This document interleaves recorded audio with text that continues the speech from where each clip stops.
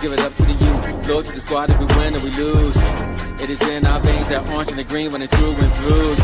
Cause you know we want it. Your squad versus ours, no they don't really want it. Our pedigrees deep with pros in abundance. Get ready for the storm cause the hurricane's coming. Let's give it up to the youth. Go to the squad if we win or we lose. It is in our veins, that orange and the green when it's through and through. Cause you know we want it. Your squad versus ours, no they don't really want it. Our pedigrees deep with pros in abundance. Get ready for the storm cause the hurricane's coming. What's good, everyone? Welcome to another Kings on the Daily podcast, and I'm your host with the most. So we down here with the Miami Hurricanes, about to kick off in about 15 minutes, because they're about to put the belt to booty to Louisville Cardinals.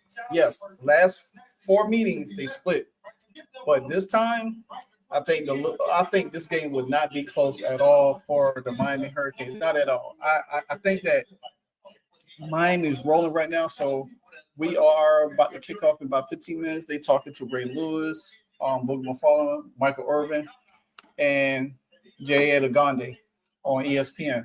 But nevertheless, we're gonna get this party started. So sporting the U, baby. So this is my first play-by-play of the season for the Miami Hurricanes. So I was going to have a guest who's another Miami fan, but he's under the weather. So, I'm always going to roll by myself and give it to you the way I see it. It's been a long time, man. We've been waiting for this for a long time for the Miami Hurricanes with getting back to promise. And this year is probably a year that it could. I think Miami caps it off all the way.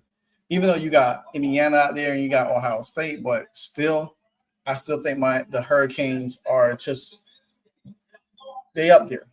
They up there, one of the best teams. And you got to think, with the playoff seeding, and if Miami goes all the way and win the national championship this year, look what it would do for the ACC. It would do wonders for the ACC. What's going on, Bronx Kid? I'm actually streaming on both of my channels, my Canes channel and my Livewire channel. So y'all guys can get to hang out with me as I do play-by-play for the Miami Hurricanes. So I'm about to be locked in. So definitely be locked in. Like I be doing them Indiana Fever games, same way I be doing mine. And I got a new background for y'all, so I'm about to show y'all.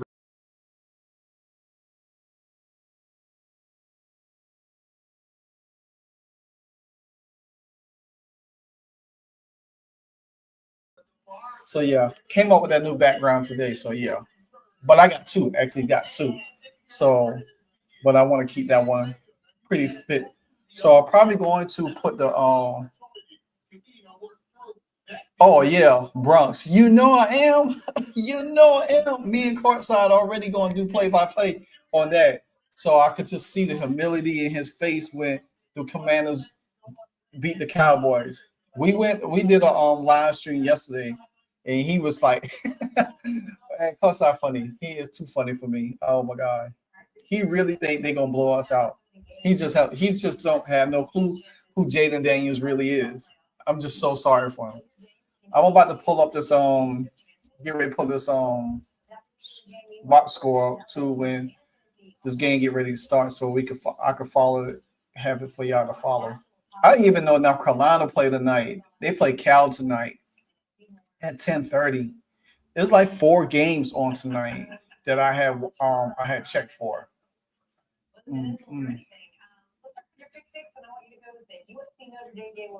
Yeah, they got Louisville and Miami playing. They got Nebraska and Minnesota, and they got North Carolina and Cal because they're not even ranked. None of those teams is ranked, so I'm not even worried about that.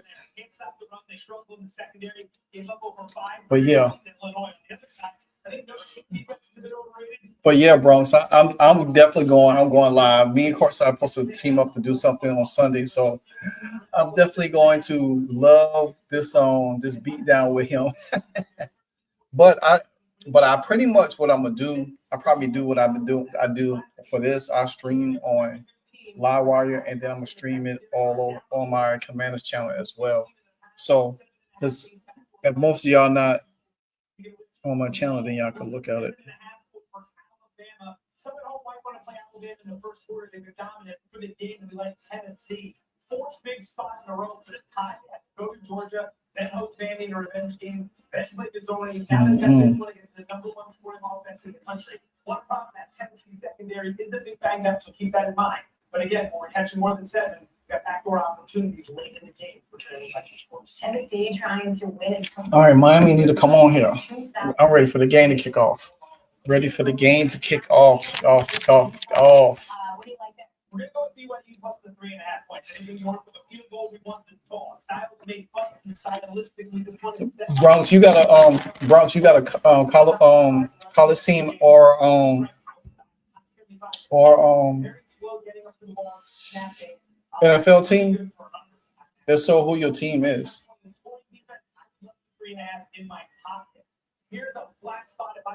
And don't say Dallas either. Don't say Dallas either. Mm-hmm.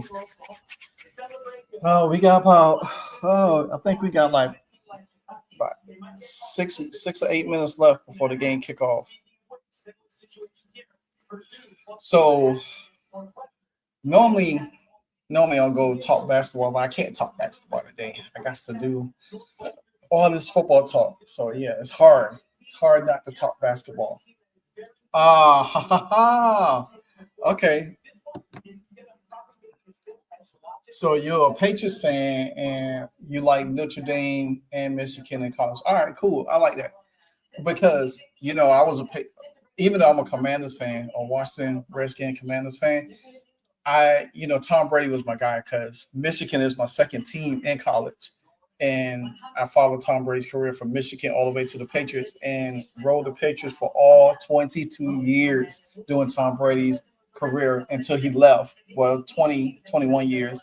Then he left and went to Tampa. So yeah. But I still follow the Patriots a little bit. I like what they're doing this year. They're doing really good. I like how Drake May is doing. My man Devin Hester.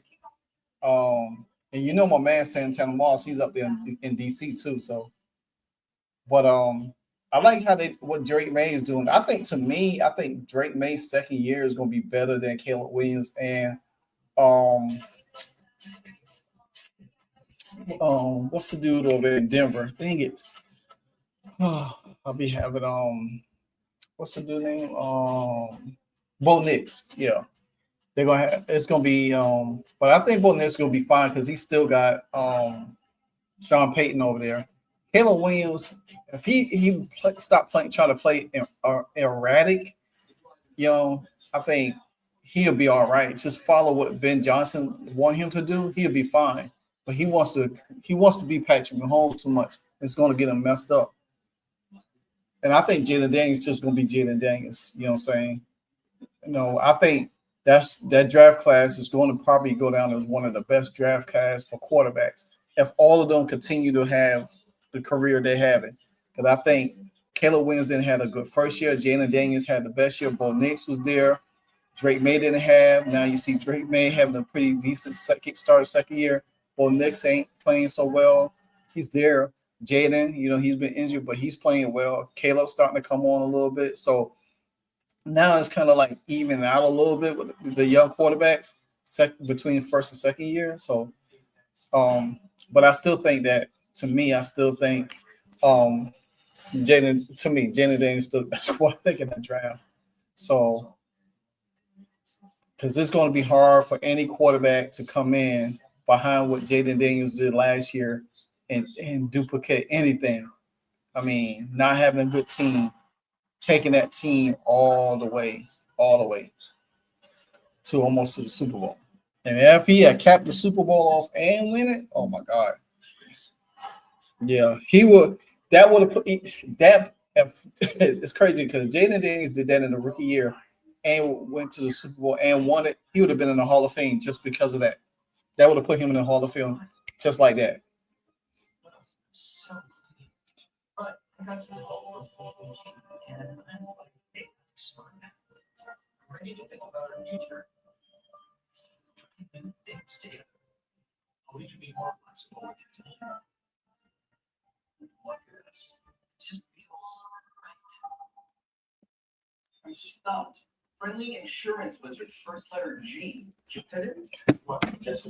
Plus, I follow baseball as well. I follow so many different sports. I have so many different teams. My Braves didn't do good this year, even though they had a pretty good year last year. But this year, they haven't played good at all.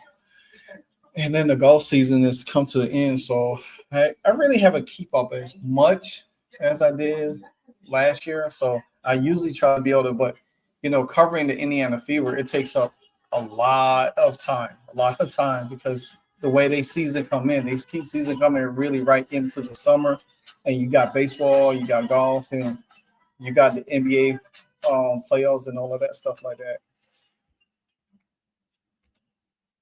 So, but hopefully now with the WNBA winding down, you got college football, you got the NBA about to start up next week.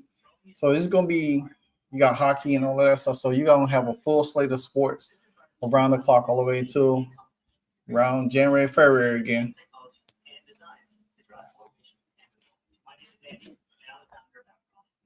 I just want to see Ruben Bain and Malachi Tony and all of the boys get off. I just love Malachi Tony. I think Malachi Tony reminds me so much. He reminds me of so much of Roscoe Parrish and Santana Moss in the same, and the way he runs his routes and the way he breaks out of it and his speed. And then CJ Daniels, and I mean that's like another. I mean, he's not close to what Michael Irvin or Andre Johnson and Reggie Wayne is, but he plays like it. He plays over the top, and he's good. So Miami got weapons, man. They got a lot of weapons, and that's where you don't have to rely on one wide receiver, one big threat wide receiver. Go through. You pretty much have a slew of weapons, and then Miami is so deep at running back. Oh man, Ole Miss and Georgia, that's gonna be a good one. I don't know, man. Georgia, ooh, they're catching it. Tennessee and Alabama. I think Tennessee gonna get them though.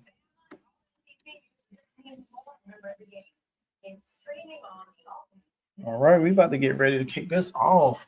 Ready to get this started.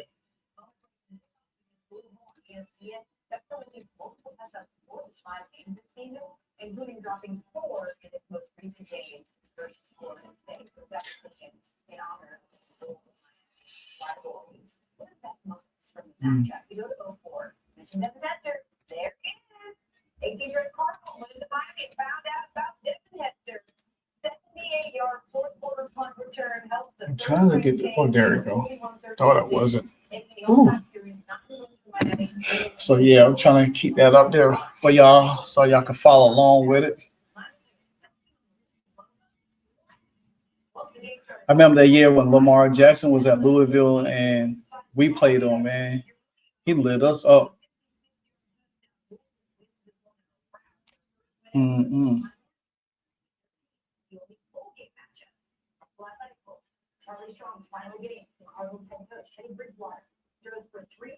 I remember that one too. They beat us like 36-9. They tore us up.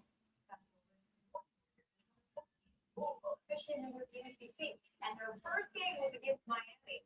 Special teams on display in this one. Gordon Lamb takes this second quarter kickoff 97 yards to the house. Louisville wins this one. Well, I'm glad Miami don't wear them green and white jerseys no more. They is ugly. You know Michael. Hey, Bronx, you know Michael Irvin at that game. He would never be there.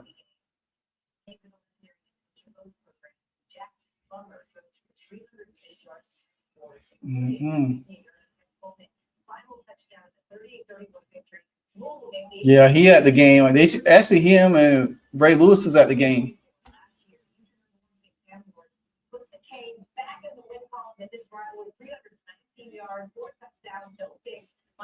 The last few games, Louisville been owning us since last year until we got when we had Cam Ward there.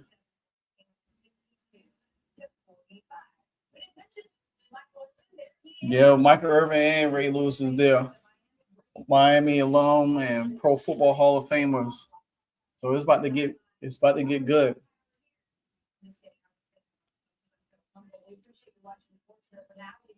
Man, it's gonna be so good not seeing Adrian Carter talk basketball once the season start next year.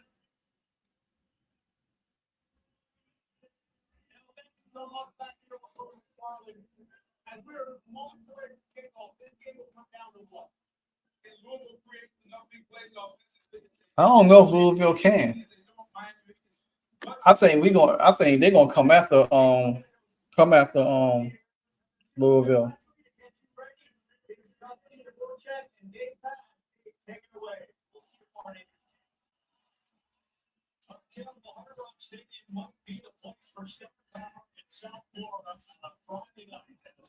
All right, let's go.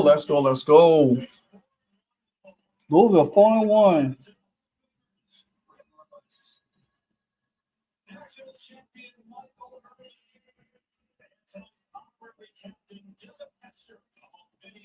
That's my man there, Devin Hester. Ruben.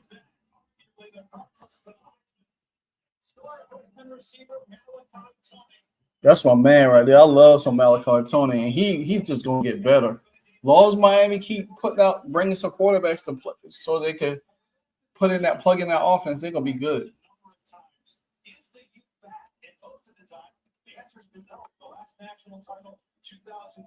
Still 0 ACC titles. And I know it's early, Dusty, but this year's overall it does feel different because it's a complete team. Yeah, Miami is a complete team, especially when Mario Cristobal.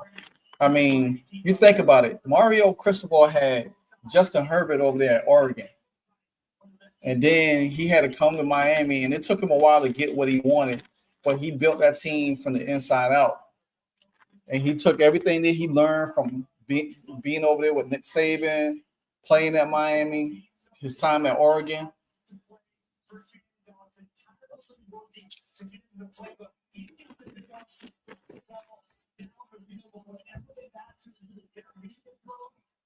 And I think I love how Carson Beck plays because he doesn't force stuff. You look at it.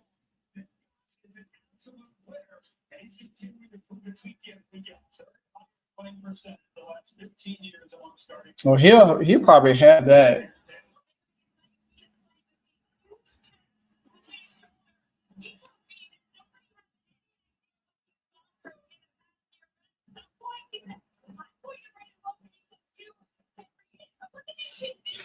You think about it, he got injured. And then because he was playing behind Stetson Bennett in Georgia, he got injured.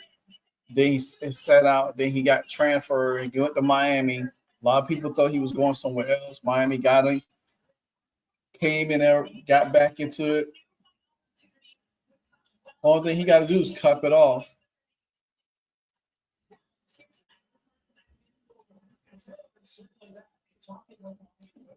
If we could bring another Miami Hurricane quarterback to get, because I thought Cam Ward would have won the Heisman last year if the Miami Hurricanes, they didn't falter down the end. They didn't falter, but if he had won the Heisman and then you bring Carson Beck in there, Carson Beck wins the Heisman, that's just going to make every team every transfer quarterback want to come to Miami and be a part of that because they know if they play for this team, they're going to have a shot of being in the Heisman race or playing for the national championship.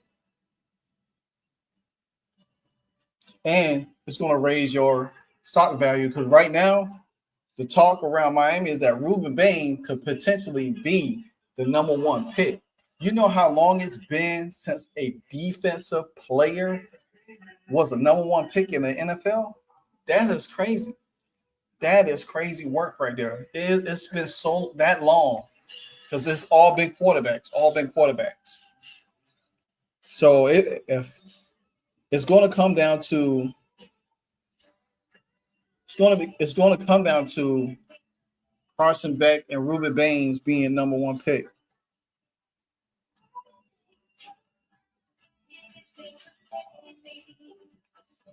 So yeah. So to me, I just feel like you can't go wrong. I mean, just think about it. Ruben Bain and Carson Beck could be 1 and 2 in the draft.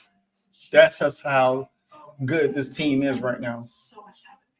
Then we got to look at the quarterback room around the NFL right now. I mean, now around the NFL. Then you got to look at the quarterback room that's in college right now. Which quarterback? I mean, to me, it's I don't see any great quarterbacks in college right now, besides the one at Miami. Even Ohio State quarterback is okay, but he ain't putting up numbers. I wish Jeremiah Smith had came to Miami though. I wish he had came to Miami. Whew, man, just imagine what the Hurricanes would have been looking like. Let me get this back on track right here.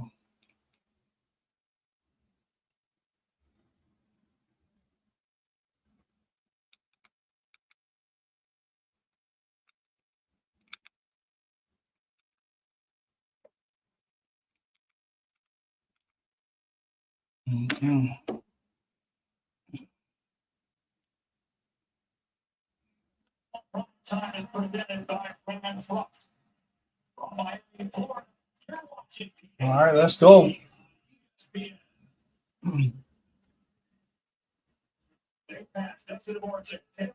I definitely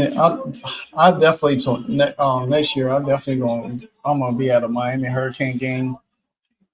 I want to be at a game so I could stream from the game.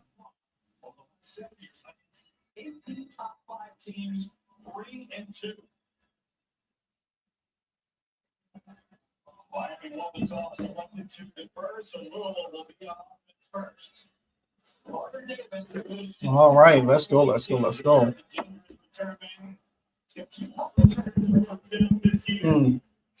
So Miami kick off. So Louisville receive first. So Miami get the ball in the second half.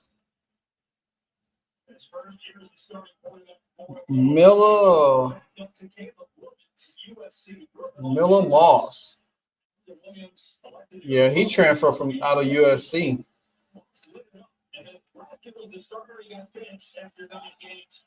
Mm-hmm. See, Louisville definitely wants to pass. They want to pass. Mm-hmm.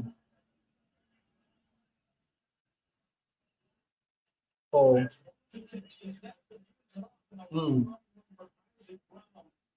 That's what Miami got to do. They just got to stop. Don't let themselves get gashed into them first. That's a good first down run for Isaac Brown.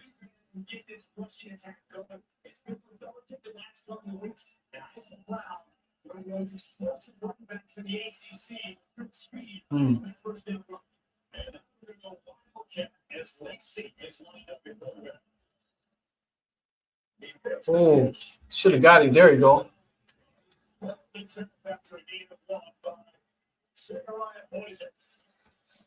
Zachariah, he did that. See, this is where a lot of these teams does when they have to play like top good teams like a Miami or Ohio State. They got to do a lot of trickery. They ain't, because they're not going to line up directly and go up and down the field with them. They want to do all these misdirections, all this trickery, stuff like that, just to get Miami out of sync. Because eventually, at some time,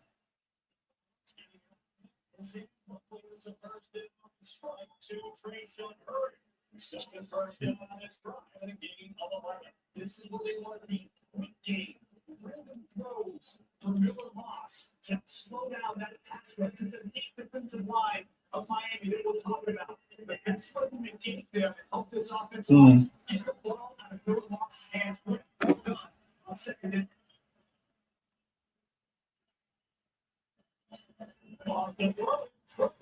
Oh, get him. There you go. See, that's what's going to get Louisville in trouble when they have to drop back deep and Miami blitzed them. It's just going to make it harder. That's why I said Louisville have to play fast. They can't sit there and try to like go up and down the field and take their time because Miami's going to come after them. Because constantly going to keep coming after them.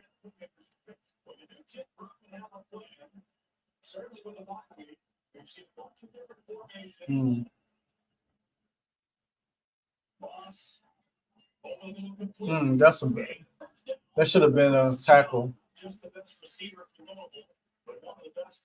Can't be missing tackles like that.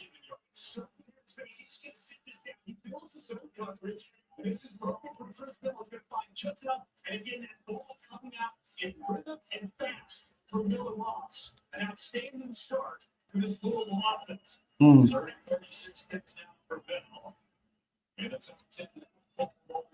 That's the third first down on this drive.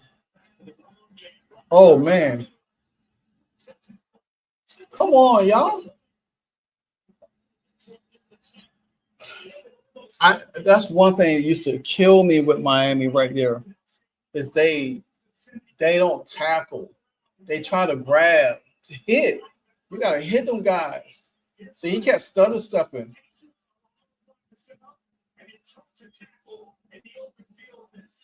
Mario Cristobal ain't gonna have that. Shannon Dawson, y'all gotta get that.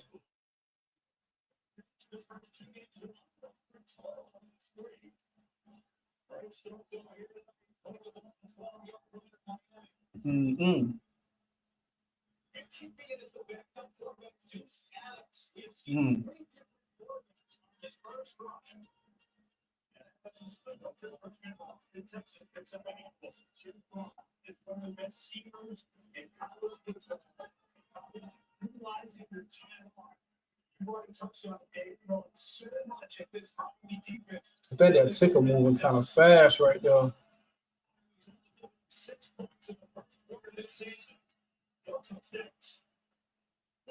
Wow, they only gave Miami in the first quarter hasn't given up no touchdowns. Ooh, what a hit! What a hit! I'm gonna tell you, if Louisville don't score touchdowns, they ain't beating us at all. They're not gonna beat us. They have to score touchdowns to beat us.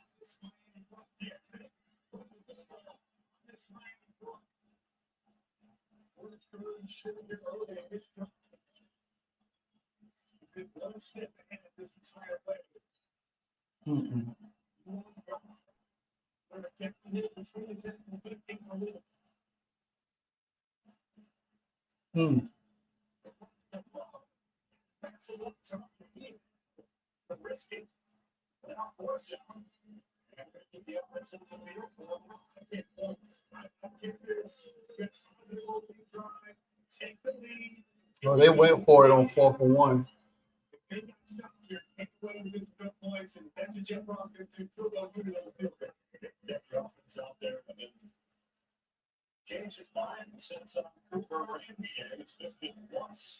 I think it's a trick.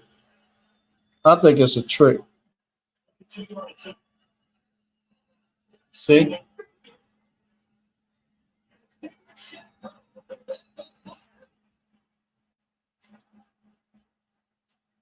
I told you, I knew it was a trick. You see, that's the thing I was talking about. That's how they could beat. That's the only way you can beat Miami is trying to do all this trickery stuff.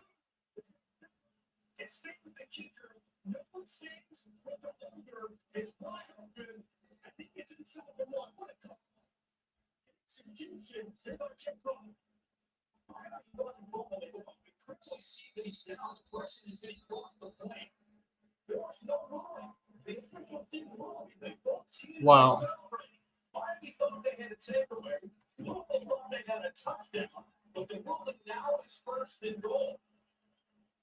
How? Complete confusion on the sideline and on the field for both teams. You see the elbow down there. Sure.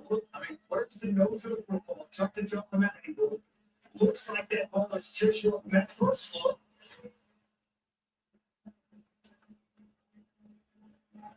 So you got the ACC Command Center working without the coordinator of football officials back there.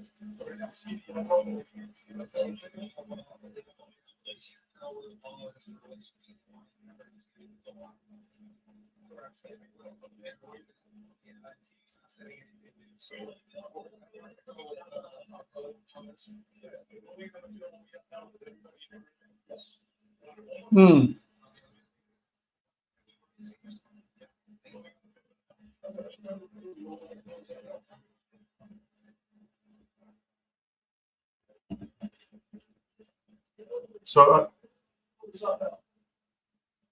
So I guess they.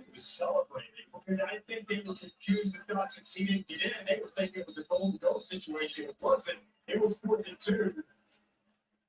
First and goal inside the 1 yard line.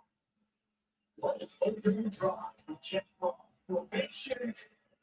I ain't like this. I don't like this first defensive sequence drive because Miami kept giving up too many yardage.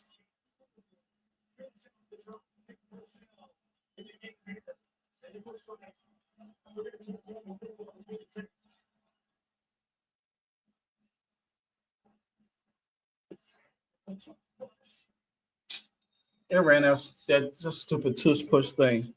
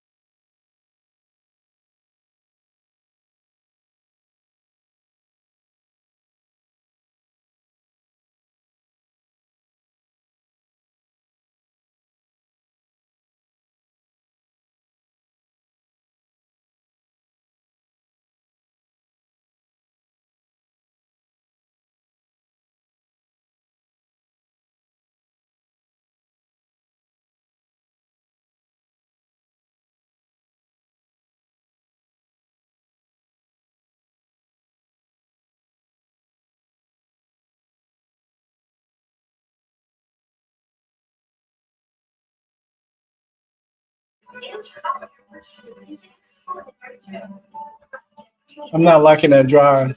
I'm not liking that drive by Miami. That's unacceptable right there.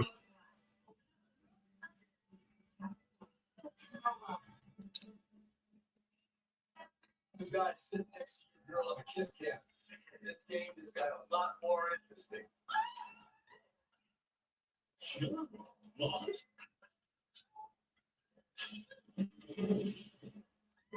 Mm-hmm. And if you're happy about home coverage, what kiss your savings? Fine. Save money, you better. I'm gonna tell you, this is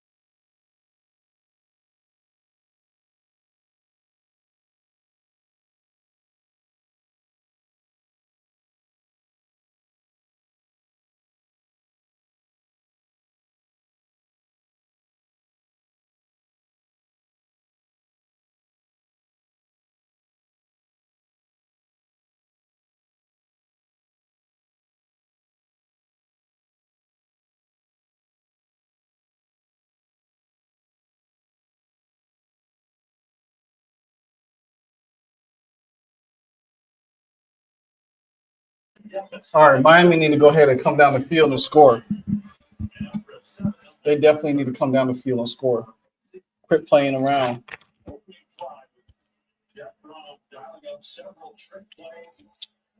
And that's all it was, a bunch of trick plays. It wasn't like they was going down there running the ball, passing the ball.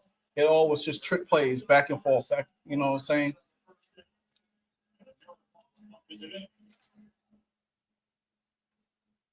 I mean, you can't spend the whole game doing trick plays. I can tell you that. It's going to get old. And I'm telling you, once you go 3 and out, it's going to be over.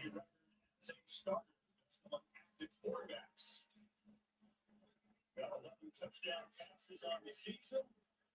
3 interceptions, 2 of those came against USF. Scored for the country in completion percentage.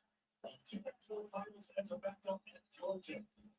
He's getting the ball. When you push the ball down the field, the accuracy has really jumped out off the tape these first 5 games, and he continues to just get more and more seen with the offensive coordinator, Chip Dawson.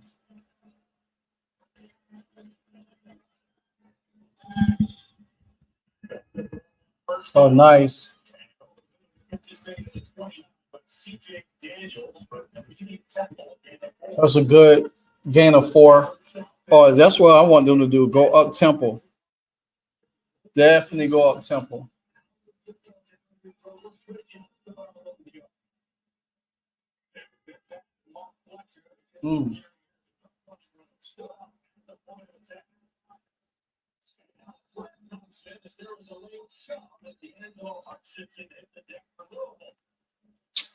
Come on, man. We don't need no penalties. Golly.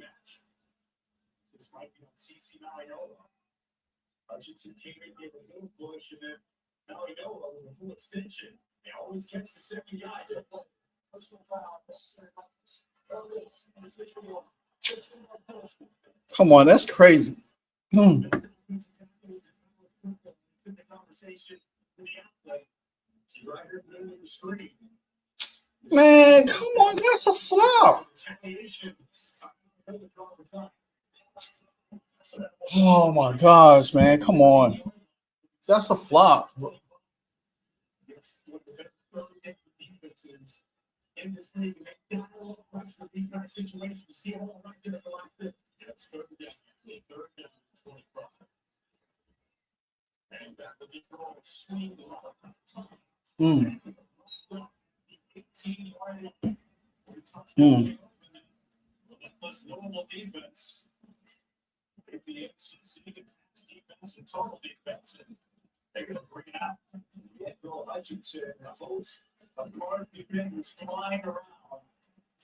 I tell you, he's been the most impressive freshman wide receiver in college football. 25, it's up to the back. That defense barely did it. There's Colin Lacey is back. This is not a good offensive set. He shouldn't even had that penalty. Come on, guys. Dang. Y'all gotta get down the field quicker than that.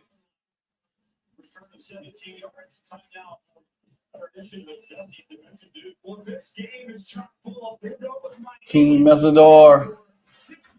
They won't even let them sit up.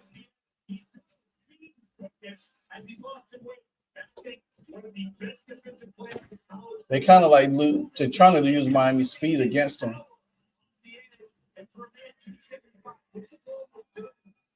By trying to go wide, not trying to go up the middle where that's Miami's strength at. So they're trying to keep them wide. Miami, that was a bad first series.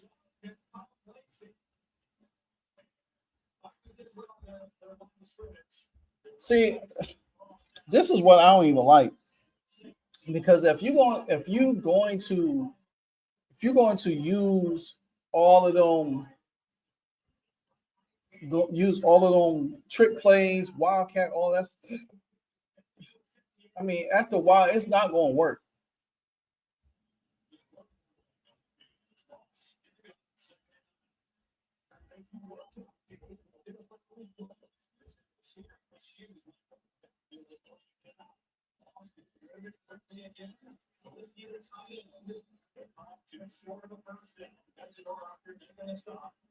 The defense, they need to get it together because they look like they're not on the same page right now. They all signaling and motioning.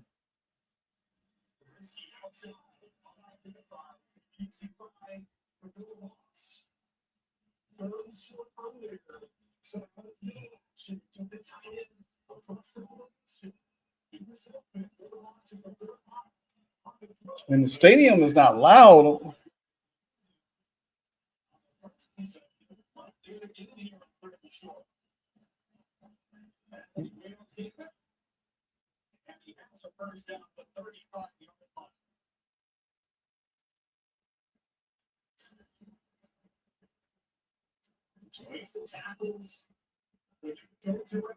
Mm.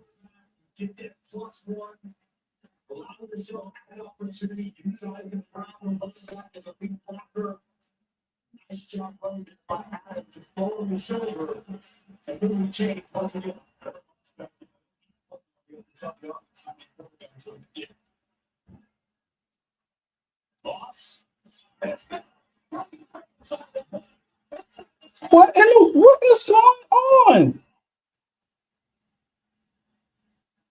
Come on, man.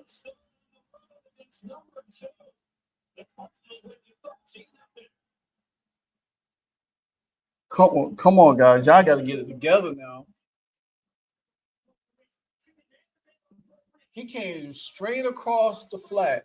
Look, by himself, nobody.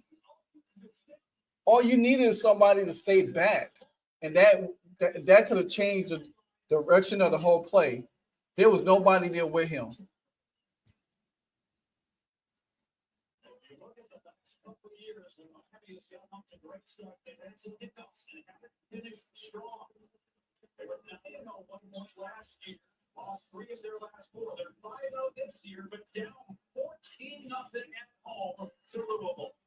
Wow. Come on, guys. I ain't liking the start with this team right now. Not a great start.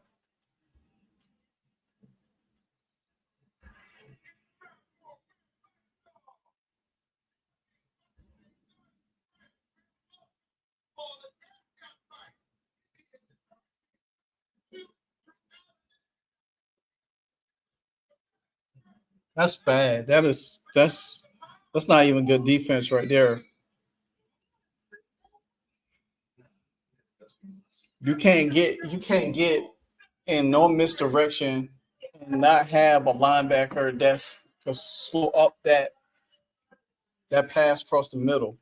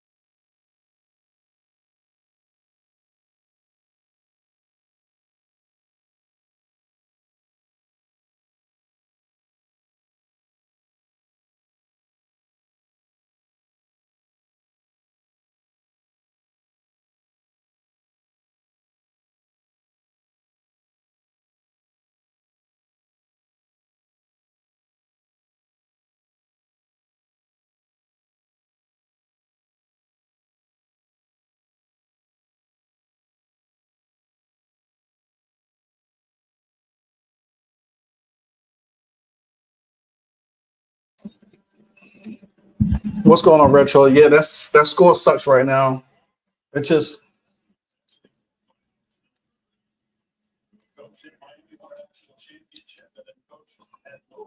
I ain't liking it right now. Miami ain't playing really good right now.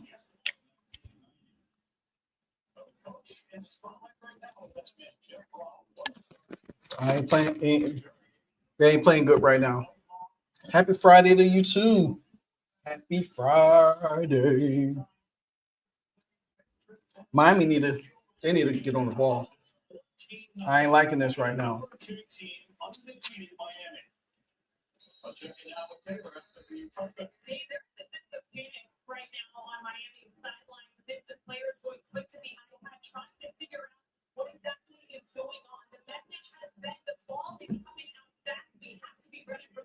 Yep.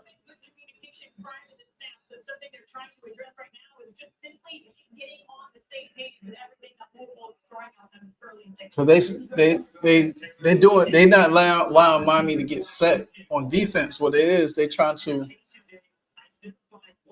80 degrees. Woo.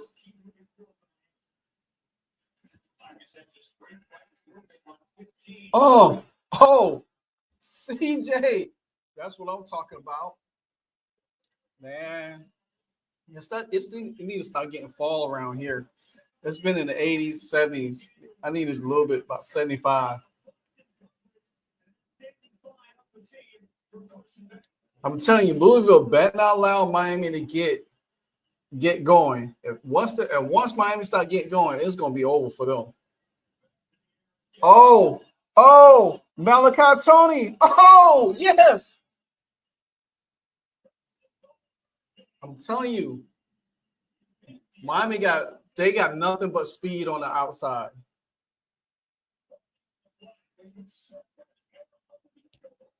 That was good by Carson Beck. Yeah, that was good by Carson Beck.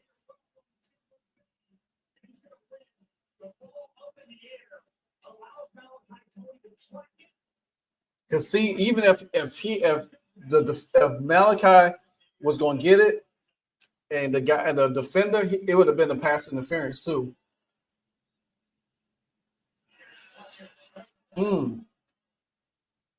Oh, Fletcher should have bounced it on the outside. He should have bounced it on the outside. He would have got the touchdown that way.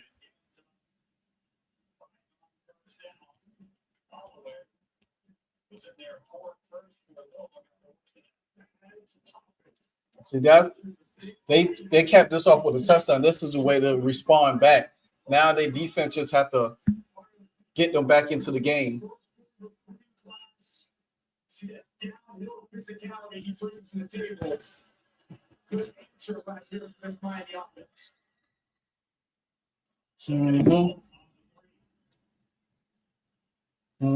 Come on.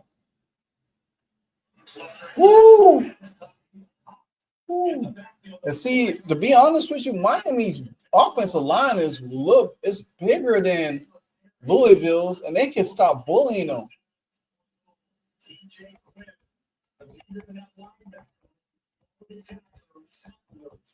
Come on, 3rd and goal. There we go. Let's get this touchdown. We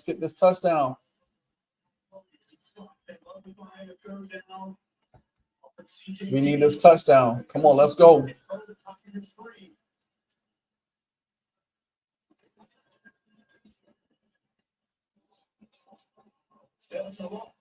Oh, there we go. That's it right there. Touchdown. I don't know why Miami like to cut the lights out when they get a touchdown. That's how you respond back. 2 big pass plays and a run by Mark Fletcher. Touchdown. That's how you get back in the game. Now it's time for the defense to turn up.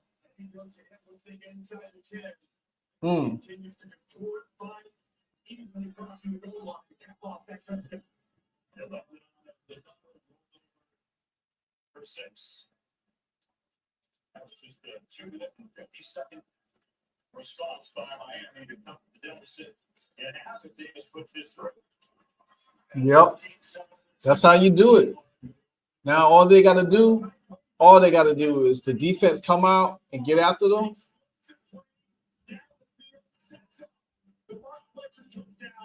Watch the double team here inside. Watch Malinoa get up to the second level. The offensive line takes it pass and Fletcher pays it off. Kane's on the board. Here might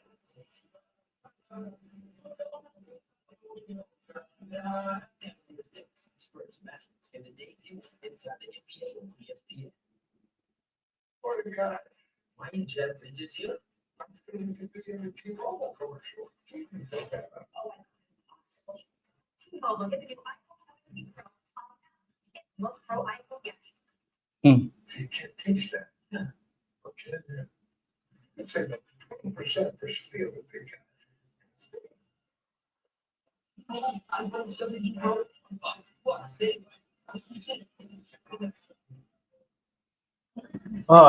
Now I know that was quick.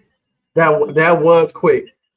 Two pass plays, get right back in the game, and now all the thing our defense got to do is to start stopping them. The defense, to me, I think that,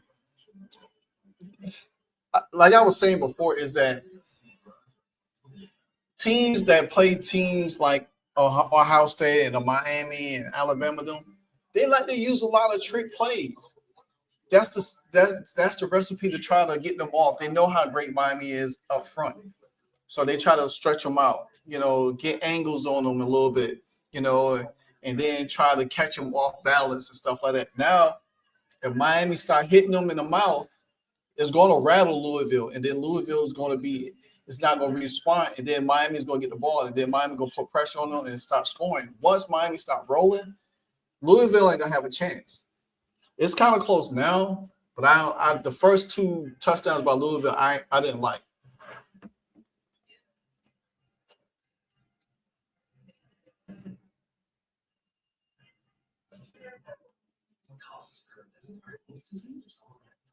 Now to me, I just think they just need to stop them, and really be good. Find your relative specialist who treats beauty at GoGetSomebody.com. Mary's Fun Shop. Not too boring. And funny.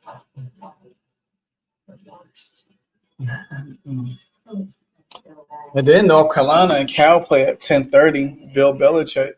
Oh man, he shouldn't even took that job at North Carolina. I don't even know why he decided to just take that job. What is a smile? Is it a simple shape our mouths make when we're happy? Or is it something even more important than that? Admiration smile is breathing, eating, and living less. It's a symbol of hope. And because of you, we can bring that hope to so many people. Scan or go online to learn more. For the last 2 years. All right, let's go. 2 years ago, Louisville won and essentially the last home loss for Miami. 10 straight wins since last year. Miami on route to a 9-0 start. Survived the scare at Louisville. We beat Louisville last year 52-45. I don't want a shootout like that. I want us to dominate them. I don't want to see no shootout. Straight from the greatest seed in sports, the Goodyear Blood break the beat. Still always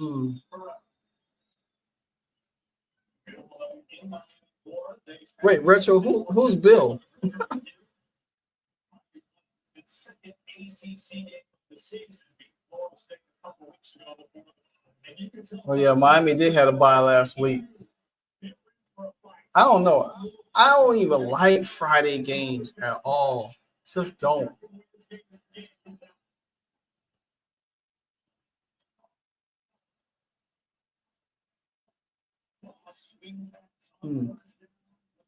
Come on, it's too many missed tackles. They got to hit. Stop trying to grab with your hand and tackle with your arm. Oh, Belichick. Yeah. Oh, Bill, yeah. Hey, Bronx. I did a video on it earlier today about it. It seemed like the owners are split on Kathy Engelberg. Some don't like her. Some like her. Some of them don't like what Fisher Carly did. It's just a big mess. All right, there we go. There we go. I just think they're going to extend. I think they're not going to reach a deadline. They're going to extend it, and they probably get a deal done by January. So,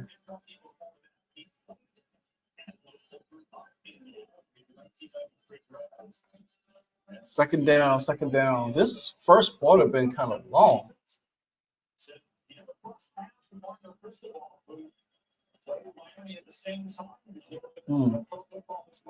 Deep respect between the two coaches. Oh, that's third and one. Third and one. He was right at the stick though. We'll see where they spot the ball. He's going to be a yard short along the game. Well, here's another way to slow down a pass rush. They're going to cut across the front. Whole line's going to cut. And then you're going to see the space here. It's just going to be an easy hook up and vision kick. Whole line cut. Slow down that pass rush.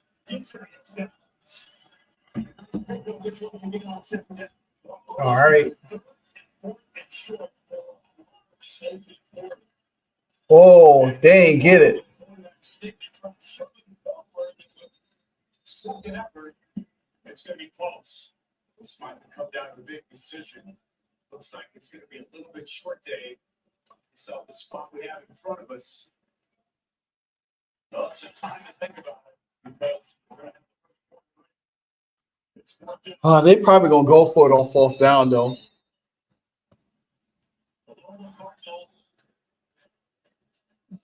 Finally, the first quarter came to an end. 21 points in the first quarter, 14-7 Louisville. 4th and 1 going to the second quarter.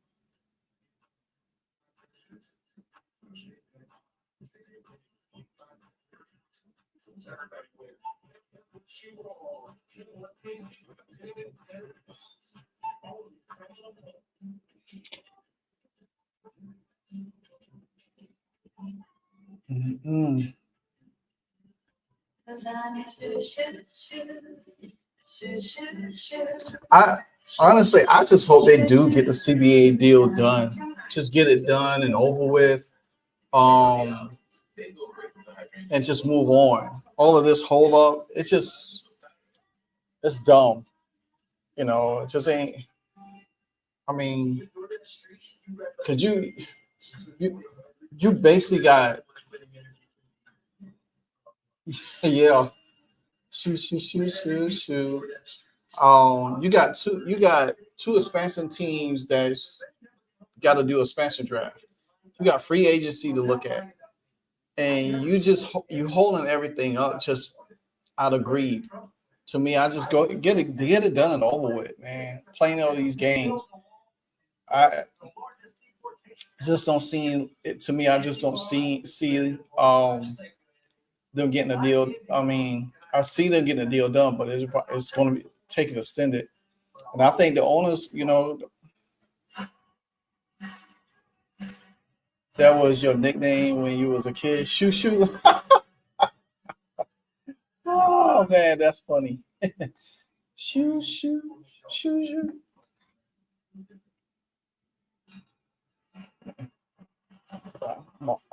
My family, they gave me a nickname. I'm not.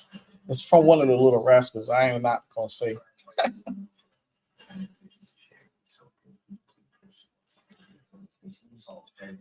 I see a lot of people.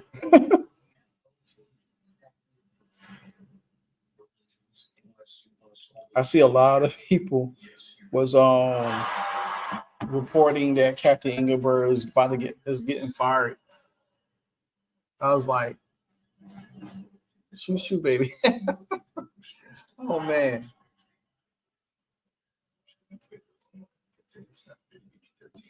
Bronx Kid, did you see that list that they came out, the AP list that came out today about Caitlin Clark being one of the top.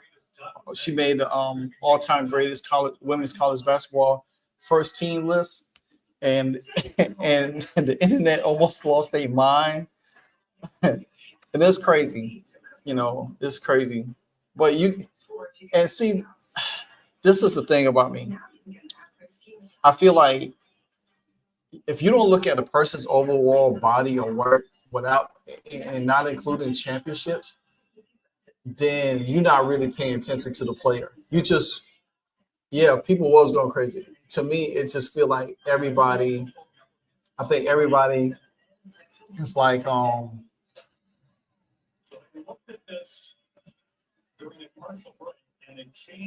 so they changed it to a first down. Yeah, he did. So it's a first down. Okay. So anyway.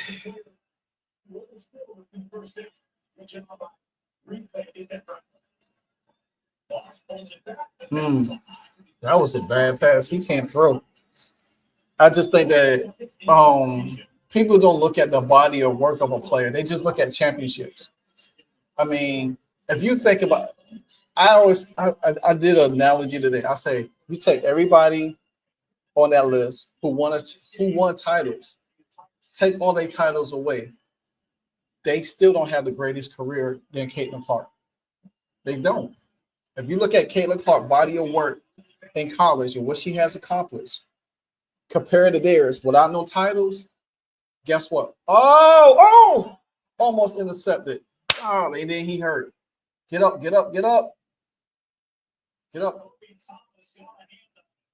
Come on, Jacoby. We need you on the field, baby. So that's how I viewed it today. And I went through all the statistics. I pull up stats, I pull up columns, and I look at it. I say, if you take their championships away, compared to what Caitlin Clark has done in her career at Iowa, it still would not be the greatest. Their college career would not be better than hers. So if you go, and she took her team to 2 national championships. On top of that, get him, yes. He can't run either, so I like that. That's how you got them on 3 and out. So that's how I look at it. But people were like, "Oh, what has she?" And this is the thing that people always go to in the narrative. They say, "What has she won?" Well, if you look at her body of work, you could tell that she has won a lot of awards, trophies in her college career. They want to hold her not winning a national championship to say she hasn't won anything. That is the most asinine statement that you could ever put on a player. You can't do that. So saying a person never won anything, that means they have not won no awards, they have not won no conference championships or anything like that. They're just a player. Saying that she never won anything, that's not a statement. That's not an argument. You got to prove to me that she hasn't won anything. And they can't.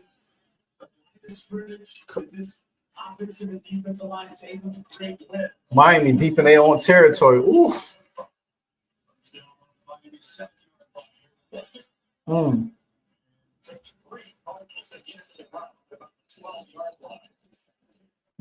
What's a flag for? Oh my gosh. Down about the 2-yard line. Butcher had a big game against Louisville here 2 years ago in the loss. He had over 100 yards and 2 scores.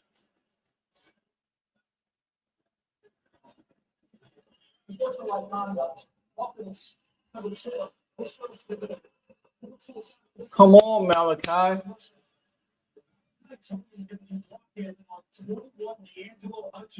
Come on, Malachi. We can't have that. Come down here.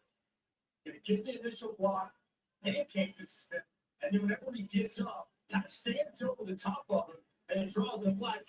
Oh man, come on, y'all can let that go. Y'all can let that go. early on the year. That's been the one that's been a problem.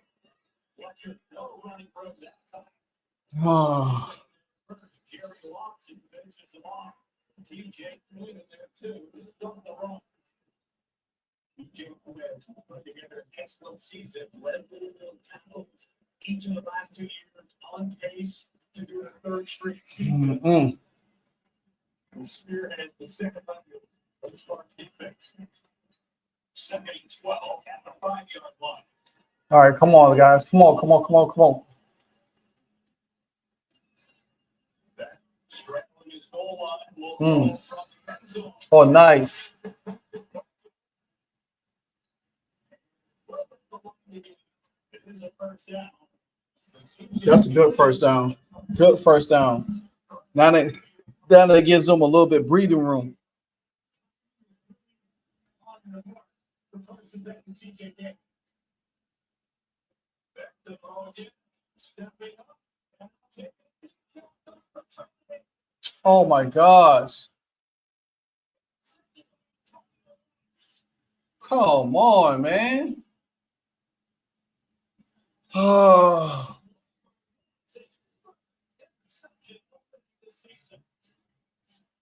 They had 3 people back there.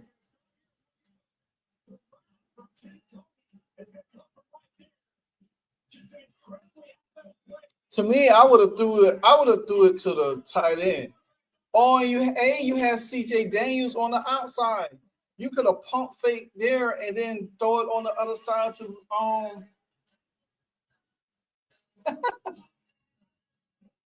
you could have thrown it over there. You had CJ Daniels on the down the field on the sideline. All you had to do is fake, like look like you're going deep, then fake over to the tight end and then hit CJ Daniels over there. That was a big play.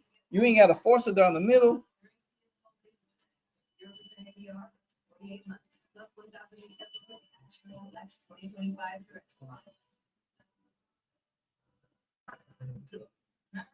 So everyone here, everybody needs to customize terms.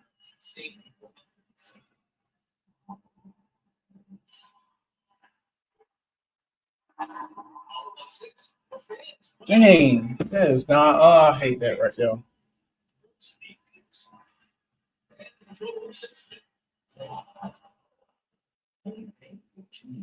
Mm.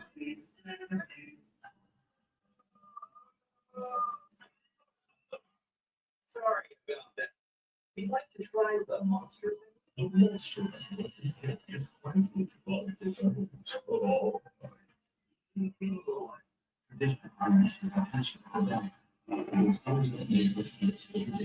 Starting with local improvements, being elements from scratch, more than players, colors, or participants, to students. Oh man, I don't like that. I don't even like turnovers. Meet the Blanfordshire, America's #1 rated shop shop. Made right here in the USA. I don't even like turnovers. Hate turnovers. Hate turnovers. We get a low back pain with a perfectly angled backrest. It's a comfortably thick throws. The sturdy metal base provides stability and prevents tear. Trusted by the best. Vitamin chairs are designed for every job, automotive, detail, or anything else you'd love to do. So stop wasting your money on cheap shop stores and get yourself a right to chair, handcrafted right here in America. Don't sell them the biggest deal here. Save up to $200 on select packages, plus free shipping on orders. But hurry, this offer won't last long. Shop LifeIndustrial.com. That's VYPER Industrial.com.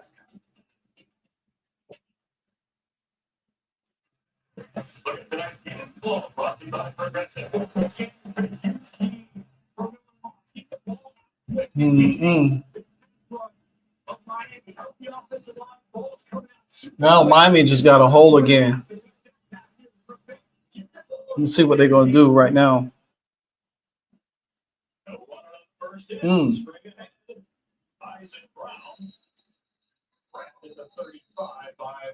And Miami making stupid penalties too, like unsportsmanlike conduct.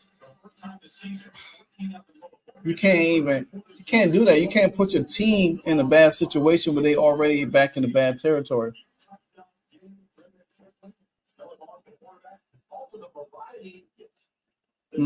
Miami allowed 147 yards for the first time in the first quarter and trailed 10-0. Come on, man. Woo. Woo. Boy, he. Once again, good blocking and love position. Full backside guard, pull the tight end around. And you see Isaac Brown. Just give this man some space. Some patience following his tight end 85. Finishing off that run lower in the shoulder. Big hit at the end of this. Boys are coming downhill. As Isaac Brown moves forward for the first down. That's 49 rushing yards already. 73 last year. On play action, ball throws underneath. That slant across the middle is I will rush 4 and just drop back. I won't even try to blitz because they gonna use that slant across the middle all the time.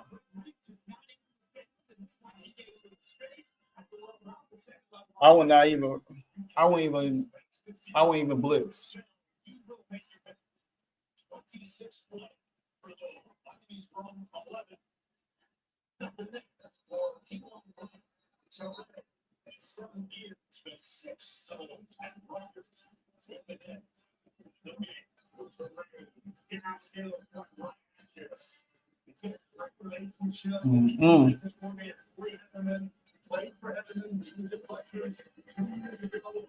Alawa, hey, halftime Michael need to get the Miami players fired. Yeah, they definitely do, man. I don't know what's wrong with them. This is probably the most energized game that they had all season. They just playing oh yes, got a sack. There we go. There we go. There we go. There we go.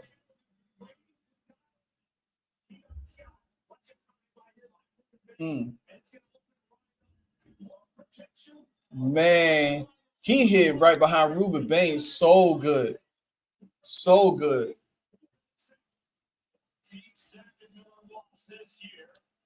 Miller Moss got 14 sacks this year. God, he been sacked a lot.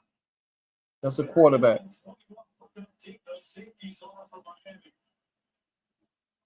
Just dumping it off to Lacey. And Lacey dives out of bounds. At about the 44-yard line. So it's going to be about the 4th and 10.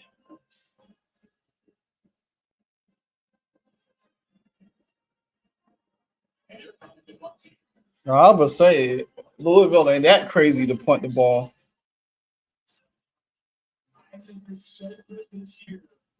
Anytime they turn the football, coming back and getting the stuff on defense. Remember, all that propulsion, that interception, and the defense gets a big stop. So it's Chappell actually playing this time. He was the holder on that big field goal. And it's taken by Tony on the big bench around the 11-yard line. Carson Beck, who's 5 for 6 with an interception, is only completion was a hit on his last throw. Looks for redemption. We got that one.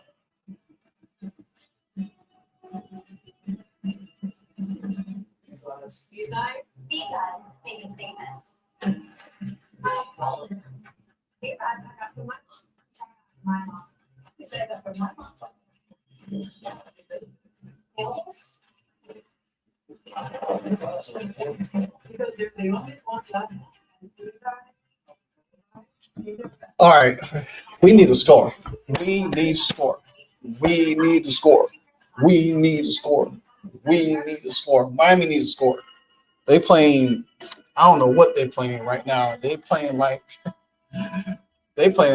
sloppy.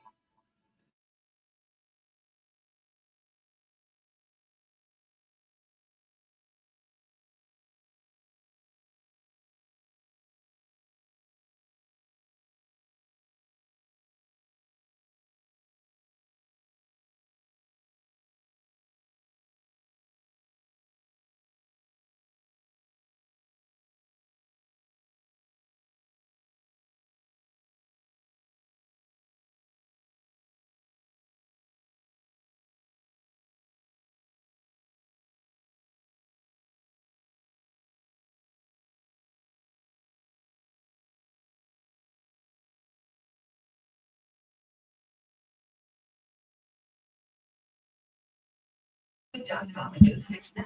Pay later.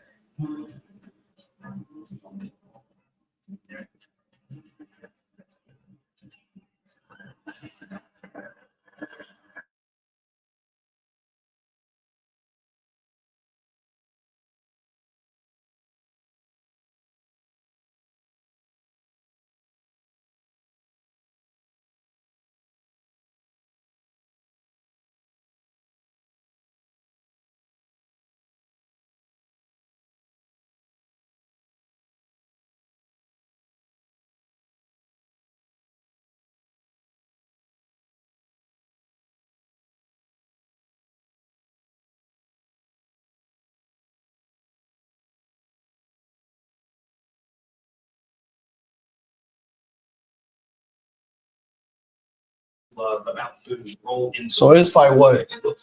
It's 9 minutes left in the 9 minutes left for the half, and Miami needs to score. They need to score.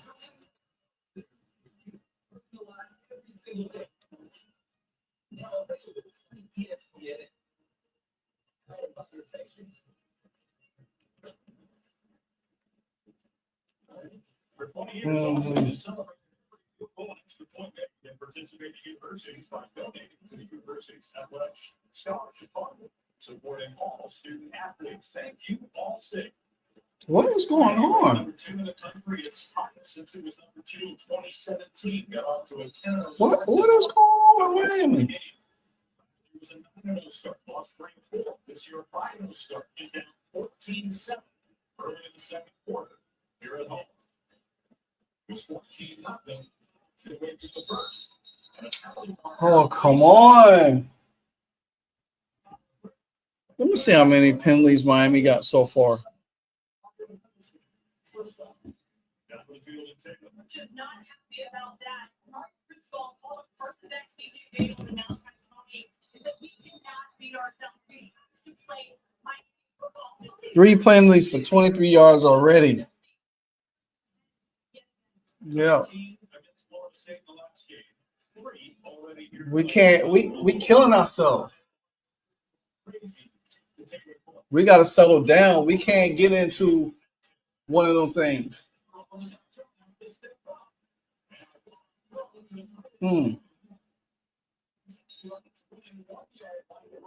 That, to me, I feel like that's what they need to do is get they tight end more involved instead of trying to like hit the big plays and stuff like that. Use your tight end a little bit.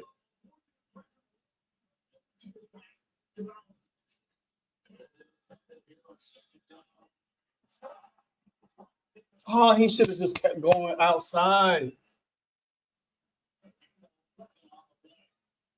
I know. Jordan Lyle should have went outside. He should have just kept it, make them chasing.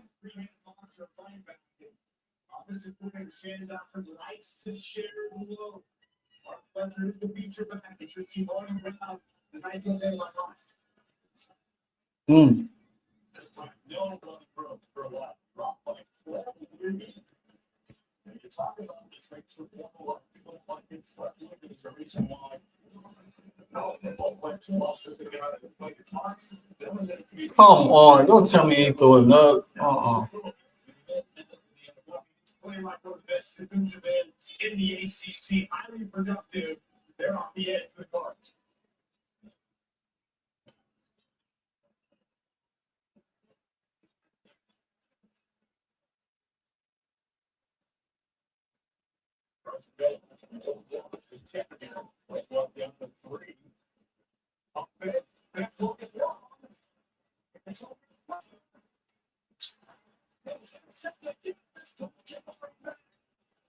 Come on, man. What are you looking at? What are you looking at, bro?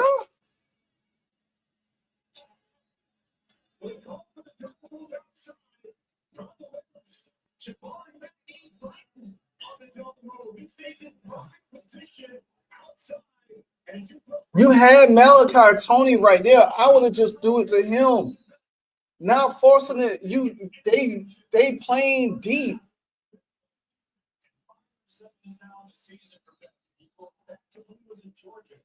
Won really well 2 years ago in 2023 with Georgia, 13-1. He only threw 6 interceptions last year, 12 picks, and a bunch of turnovers here in the last couple of games. Come on, man. You cannot allow. You got to play better to keep. Your defense is giving you a chance. Take what the defense on the other side is giving you. You ain't got to. You don't have to force everything for a big play. You had CJ Daniels on the outside. You could have just threw it to him, and that would have gave you 12 yards.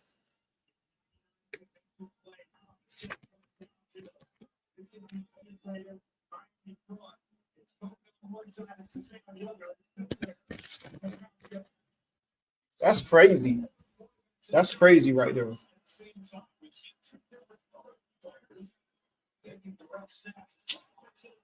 Oh my God, bro.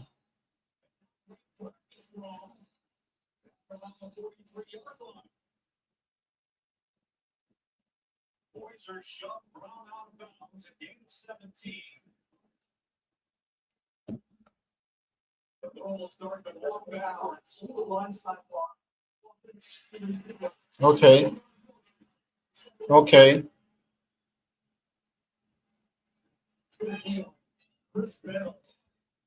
Oh man.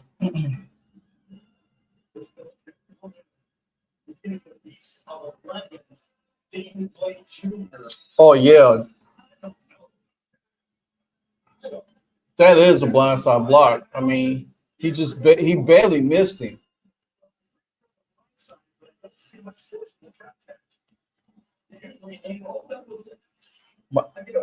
Miami's defense is starting to lock down for the last 2 possessions, and we turning the ball over. We cannot continue to force the ball down the field when it's not there. If it's not there, don't force the ball down the field. Take everything there. Get short passes. He said, well, I believe they're rigging this game, in my opinion, because Miami should have more points. Yeah, that's what I'm saying. It's like they allowing Louisville to do certain things and not allowing Miami. It's like you can't. I ain't liking it right now. To be honest with you, I'm not liking it right now. I want Miami to blow these cats out and get them off the field. Unless this is some point spread thing, want to make it stay close for, what I'm saying? Miami end up winning, but it's close. I don't like that. Just blow teams out. I ain't gonna lie to you, I hate to say it, but I think sports betting is starting to mess up sports, period, because you can start rigging games, you can start throwing games, and it's not going to be enjoyable because you can actually see what's really going on the field, especially like viewers like us. We sit home and we can see it directly what's going on the field. Yeah, retro. It is the first half. Oh my gosh. He never say no. Come on, man.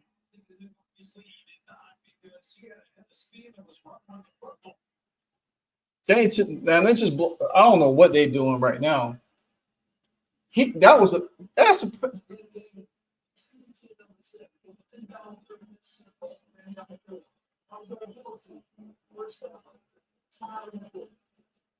Oh, I got faith. Don't worry about that. I do got faith.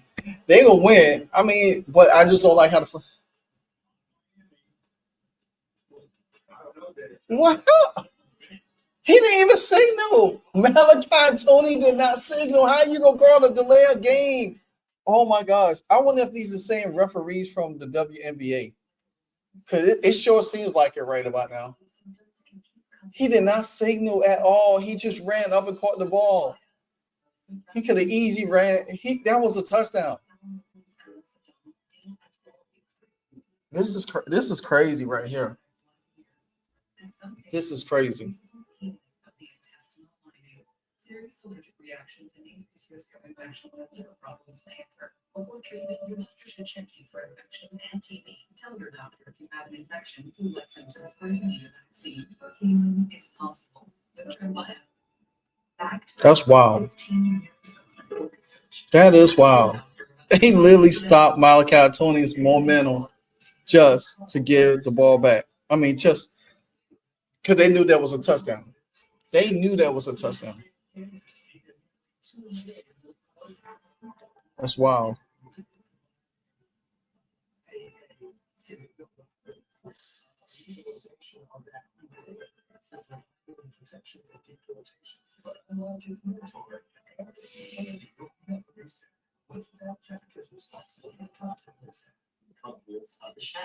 Oh, he was so glad that he had emergency roadside service with Geico. And since they saved his bacon, he presents to you a bacon half Monday. Look, I'm made special to him, but not just happy that he's happy. You're too humble to stick Geico, which is why we also present to you. And I don't need special treatment. Run-of-the-mill grilled cheese. We're talking. Yes, we are. Get more savings in service. Get more with Geico. Large helping of sand. Mix in some rocks. Freeze to minus 40 for several days. Then soak in 35 inches of water. Bake at 122 Fahrenheit. Dress with 661 pounds of toppings. Finally, serve on a platter of your choosing.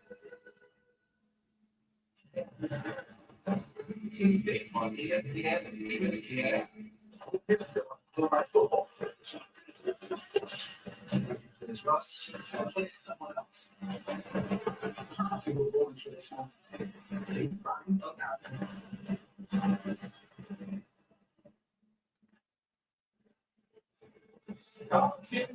Tomorrow is in Athens for Georgia Ole Miss. Starting 9 a.m. Oh, that's gonna be a good one. Georgia and Ole Miss.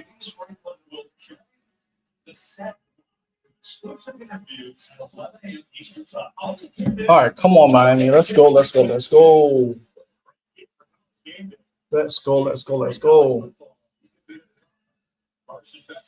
Picks up 2 of his last 3 passes, able to hit Tony. But he was brought down by Corey Gordon after a gain of 5. Yeah. Will coach immediately elsewhere. You know, I really don't know. I think he's going to have opportunities. He would be a very good candidate for several jobs that are already available. We anticipate 4 jobs will come available. Dick Franklin is a really good coach. His time at Vanderbilt, his time at Penn State, he was a winner, and he's going to be a son after commodity. Second and 5. Space to put. It's a first down out to the 48. The block comes in. That's a block that was thrown late. Certainly, James Franklin was a winner. Man. That's the reason he was ousted at Penn State mid-season. Offense, Come on, man. All of these penalties. He's expected to run those games, especially this year with this team. This is crazy. This is crazy. How is that holding? Yeah. Still a little bit. They trying to call everything, though. Trying to call everything.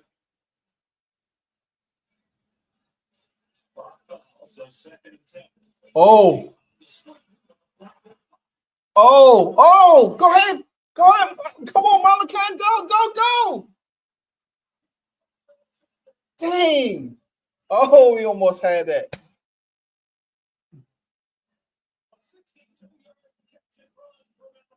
Yep, it was about time. Man. Ooh, look at that block.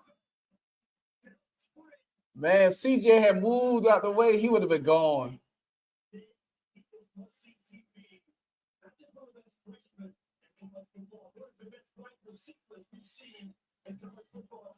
Malachi Tony, let's go, baby. First and goal for Miami.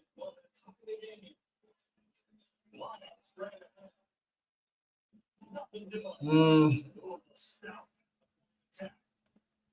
Second down.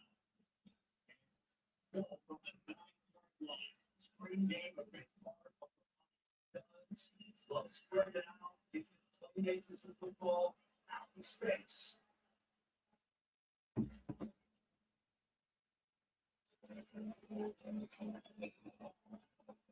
Goal at 14-0. There are 5 minutes to go in the first quarter. Has started back in that position to make it time. Before intermission, back to the air. And throws it with it. Dang.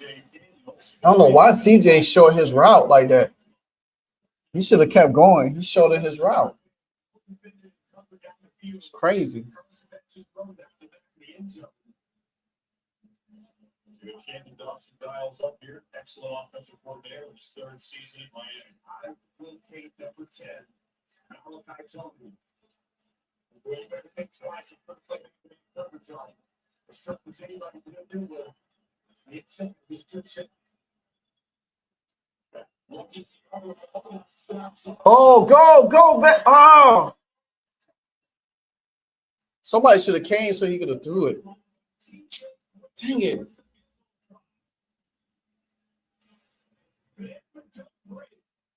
Yeah, I agree. Sports betting has ruined a lot.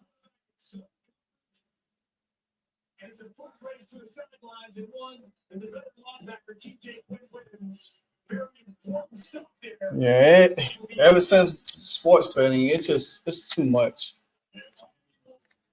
Take this down to 2 minutes timeout. They don't want Louisville to have more time when it gets the ball back, especially with the way Jeff Brom has been dialing it up so far in this game. Creative play calling by Brom and the Cardinals. Short field will try for Miami when we come back to Hard Rock.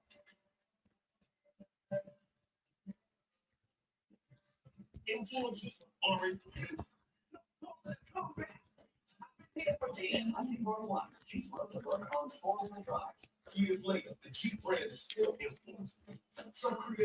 I were Miami, I wouldn't even try. I wouldn't even try to go for it. I'll just kick the field goal, hold them. They get the ball back at halftime. So, wait, hold on, bro. So what? The icy hot bowl. Who was that?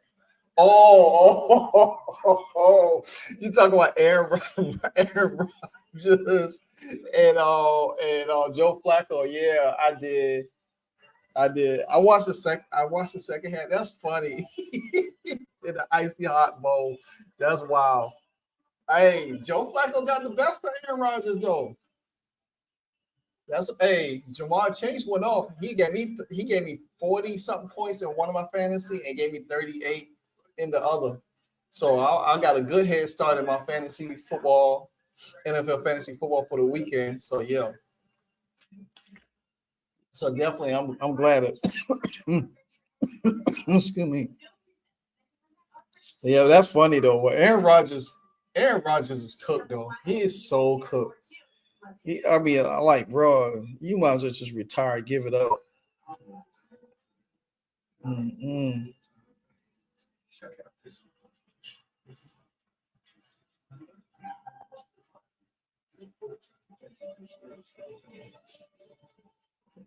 If your hair can talk, you'd probably say, thanks for saving time on a haircut at Great Clips. You checked in on the app and boom, fresh fade accomplished.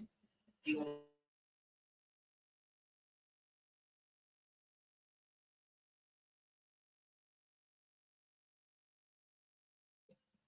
And did you see Aaron Rodgers' offensive lineman? Aaron Rodgers' offensive lineman it was trying to celebrate with him and ended up tackling Aaron Rodgers. He got up mad and pushed him. Aaron Rodgers is something serious, man. Oh my gosh. I was like, bro, you ain't got to do that. You don't even have to do that. You're home for the holiday. Well, hopefully by that time, Joe Burrow will be back. Hopefully by that time, by week 11, Joe Burrow will be back. Then he won't have to need Joe Flacco. So that'll be good.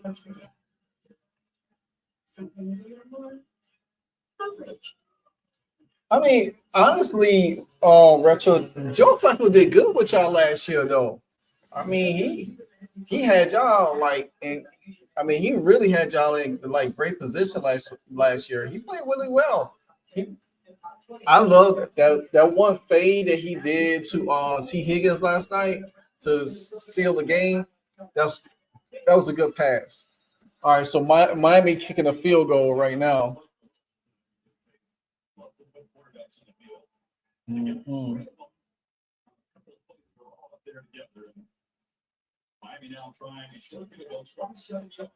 All right, so Miami got a field goal, so it's 14-10. Way to get back in the game. I mean, they down. If they don't give up no score before halftime, then uh, then they get the ball back at halftime. She said, "Oh Lord, I would have not gotten rid of him." Oh yeah, but I want to see what's going to happen with Deshaun Watson. That's what I'm trying to figure out. What's going to happen when Deshaun Watson comes back? Because, man, this dude ain't played in about 4 years. He ain't played football in about 4 years. Golly. That's wild. I can't believe that.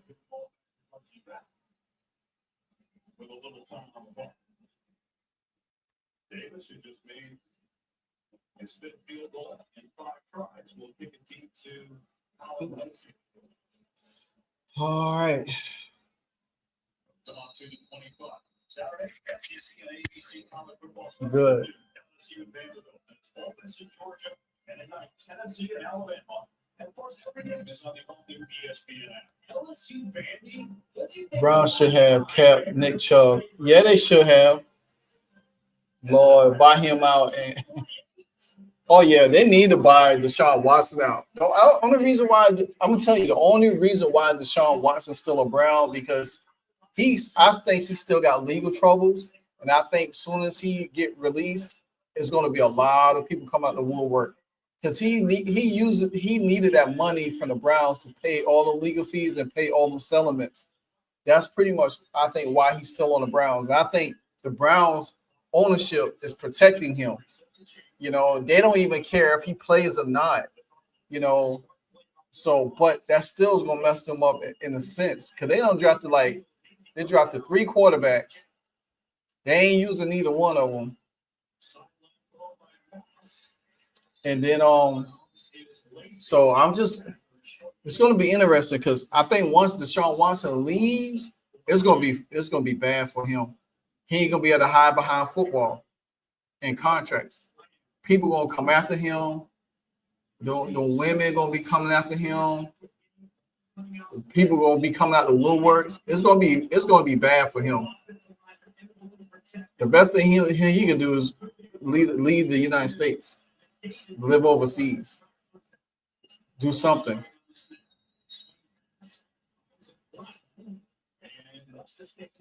So, but yeah, Bronx, they should have kept Nick Chubb, man. Nick Chubb. I like the Nick Chubb. Oh.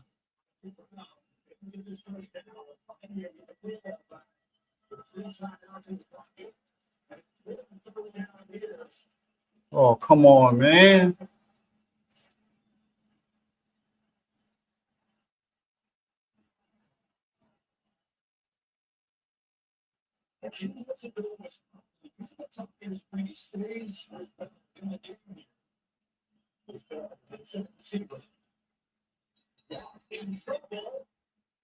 I don't think he caught that.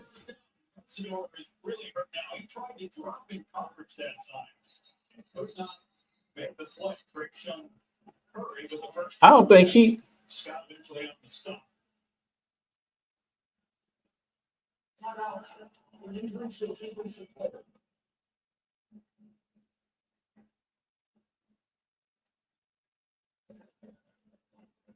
And Mesidor is saying I'm good. Every time I get a jersey and play leagues, OBJ Chubb. Oh man. when Baker was there, OBJ, and Landry, it was good. I mean, I rooted for the Browns that year to beat Patrick Mahomes and go to the Super Bowl. All they had to do, they had them on the ropes. They had them. They had that game. All they had to do is beat them, and the Browns would have went to the Super Bowl that year.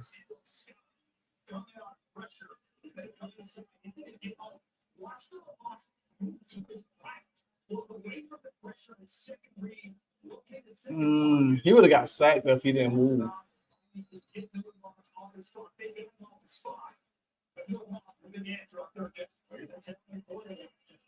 All right. Well, they got to get Akeem Mesidor right.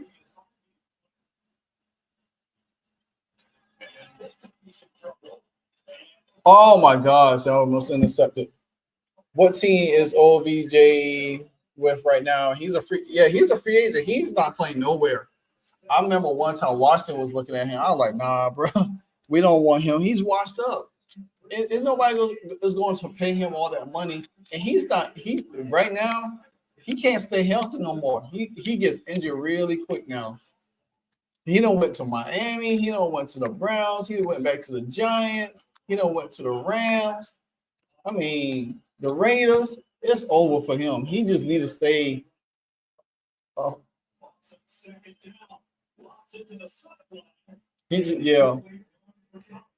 Yeah, he did got too big for his britches.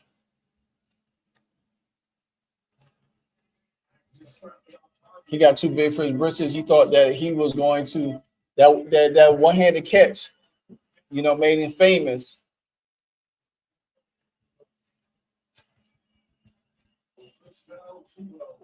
Oh yeah, he did have that airplane scanner. Yeah, I think everybody dated Kim K.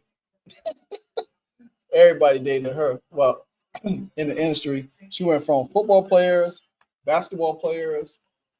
She made her name with Reggie Wayne. She made her name with Reggie Bush, and Reggie Bush said, "Nah, I'm good." He was like, "Nah, I'm good."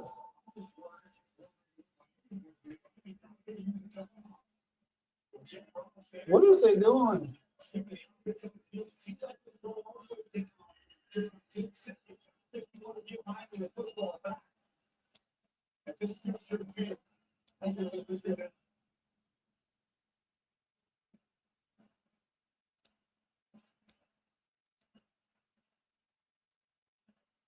Oh,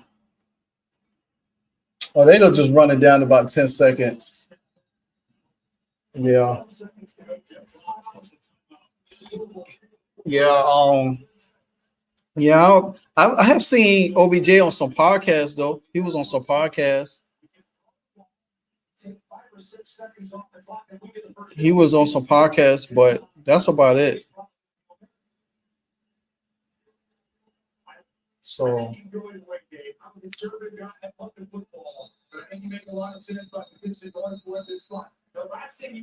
all in Miami need to do is just kneel the ball down, don't try anything, and just let it go. Yeah, we don't just let it go.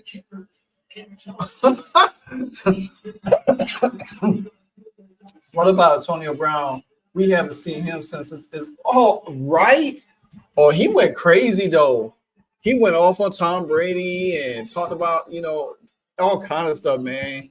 And then, he was on X last year going hard, talking crazy about Caitlin Clark and all of that stuff like that, man, saying all kind of the derogatory stuff. I'm glad he's out of sight, out of mind, because he need help in his head for real.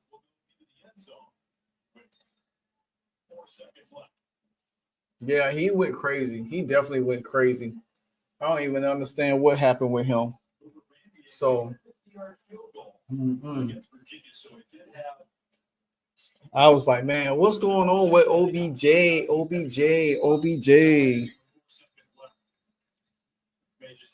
Antonio Brown and Tom Brady that got him a Super Bowl ring when he even had to get him a Super Bowl ring, and he still went crazy. I was like, man.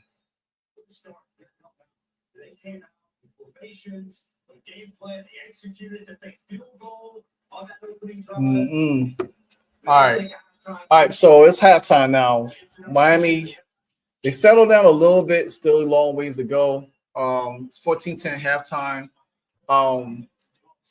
I'll be back in a short minute. Take me a little break real quick. I'll be right back.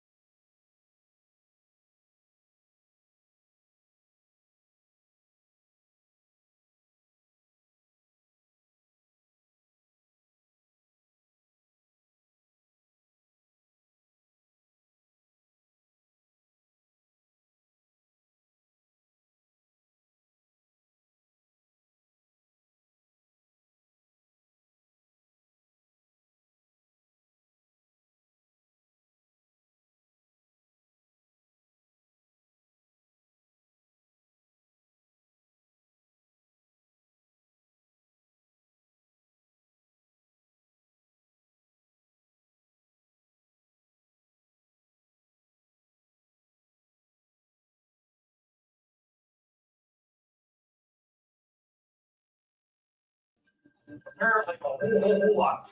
All right, guys, I'm back in the game. I'm back in the game. Back in the game.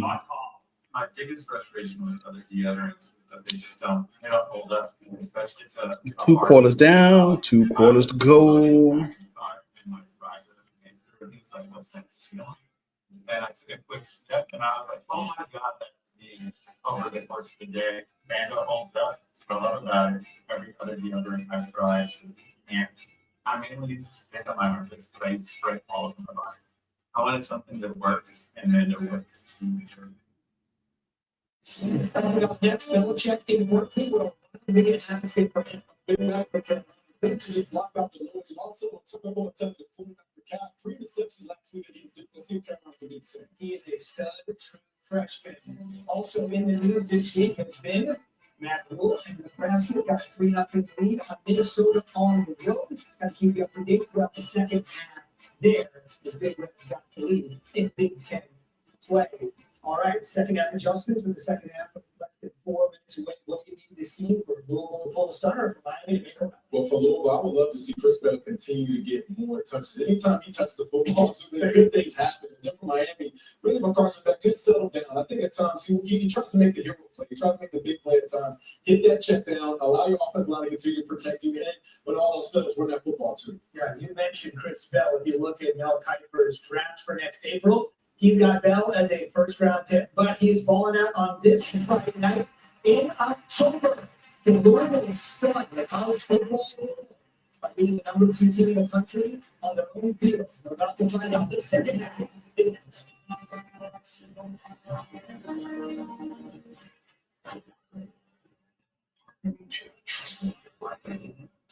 You're in Boston now, Reagan.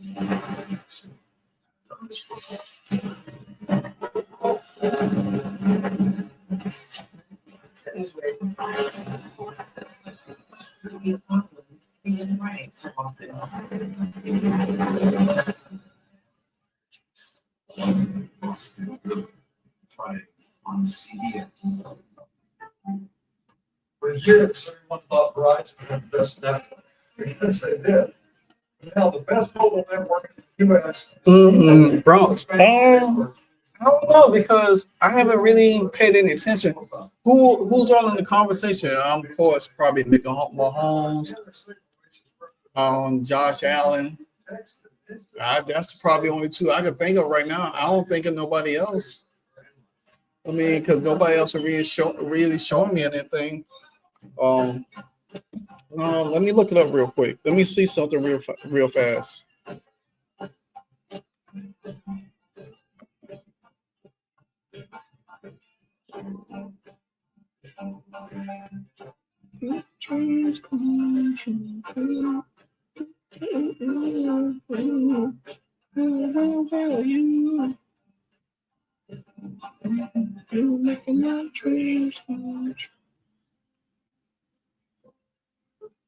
This moment, story time for Sarah.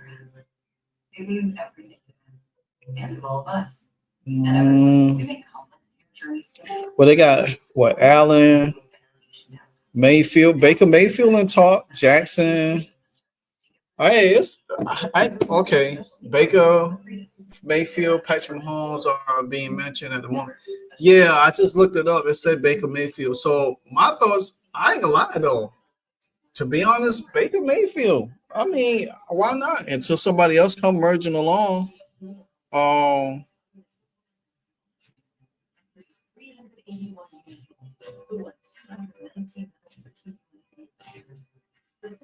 So I think that's the one thing. Baker Mayfield, I mean, you look at what he did from last year to this year, he's been playing really, really well, man. So if he keeps on, yeah, I think he'll have a fair shot. Patrick Mahomes is gonna always be in there because he's Patrick Mahomes. And he's not really gonna have an off season, but he ain't gonna have a bad season. Lamar Jackson, I just don't think he has a shot. His team is playing too bad. Josh Allen, their team is not playing bad. If somebody else comes emerge, but right now it's doing top 2.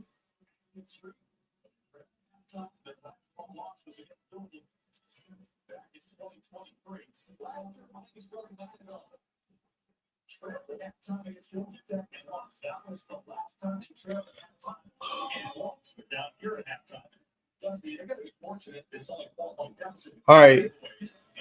It's time for Miami to crank it up. Time for them to crank it up.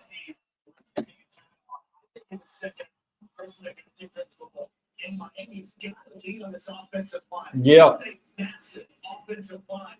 That's where the ball lives. And we've not seen them be able to establish any type of running game. Yep. Challenge his team to come out and try to establish the run game. That's what we need to do. We need to establish the run. Pass play action when the whole game is going. The 2 interceptions were on deep shots. Miami will get the ball here to start the third quarter.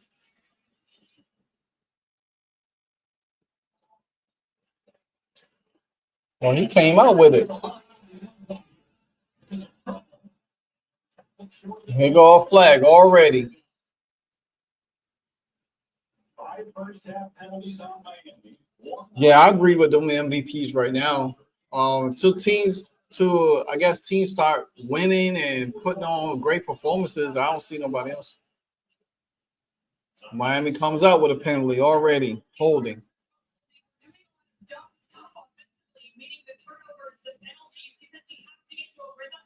We need our leaders to really step up and knock off those stupid mistakes that we were making. You mentioned that we want to establish that here in the second half, but he was really pleased with his defense. He said it took us a little bit to get our cleats in the ground, but we've done a good job of responding there. Also, a team that Lillard, he's good to go, so that's going to be a good game.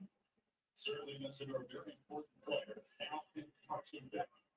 Be good to go for Miami. 2 picks, he had 3 all season coming into the game.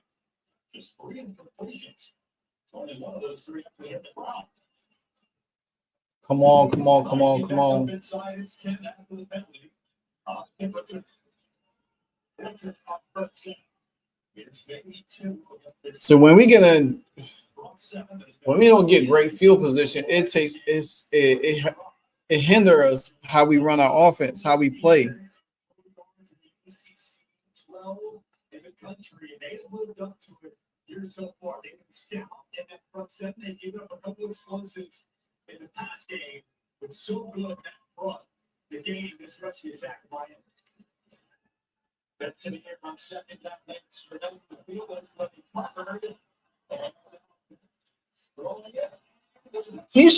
Beck could have ran out the pocket. He could have ran out the pocket. He could have ran out the pocket for a couple of yards. He could have easily saved that.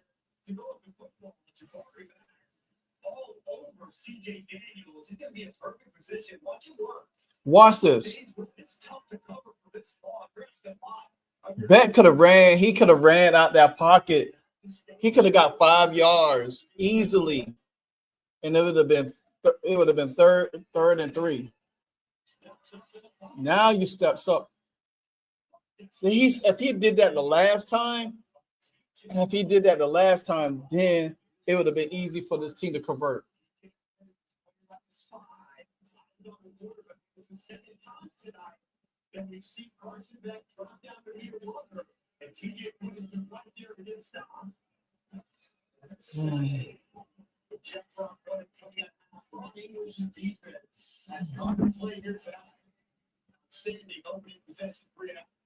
Miami got to get it together. 2 punt returns for touchdowns. His back is 43-yard line. Dylan Joyce moving away from his bottom. And Lacey has the back all it was 26-yard line. And it's tripped up and up to 35. 30-yard punt.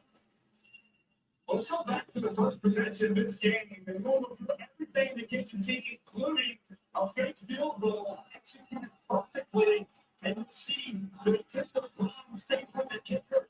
Bill identifies the kicker as he's looking at the new boss. To make the end zone. They set the tone with the timber. Was it all game? They did a lot at this Miami defense. But eventually, 3 of the quarterbacks on the field snap it to a multitude of players. On a full game. Here's the first down. First down is right. This is trying to touch it in the first half. We'll see the long field after the second linebacker. This is here for Miller Moss. A good catch by Chris Bell. But he grabbed the back of his left leg and hobbled off the field after he got tackled by Prairie. Moss behind the receiver, but Collins. Come on, guys. Golly. For Louisville at the Miami 37-yard line. Gain of 12. Chris Bell. They were the best receivers in college football. Back-to-back ACC. So far, this game, I need not an answer for it. That is a very important hamstring he's talking about here early on in the second. But Collins, a transfer from Clemson and North Carolina State, with a nice catch on that last play. They brought it to the left. Come on, man. Tackle. He headed to the sideline and got out about after a gain of 6. Isaac Brown, he showed he's kept that other gear. Really good, getting to the perimeter. He makes the 6 minutes of clearing space. I do not. I swear. I rather Miami play on Saturdays than play on Fridays or Thursdays.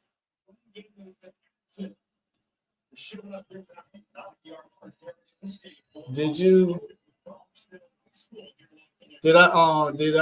see the WNBA MVP odds for next year? No, I didn't. Let me look it up real quick.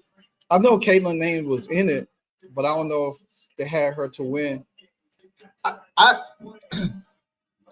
doubt that they go. I doubt it's going to be a strike. They already announced. Oh, intercepted. No, that's interception.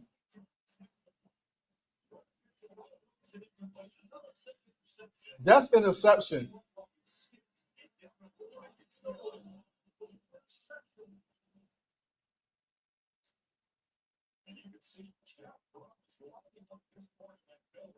Dang, Louisville coach is cussing his player out. Yeah, it skipped.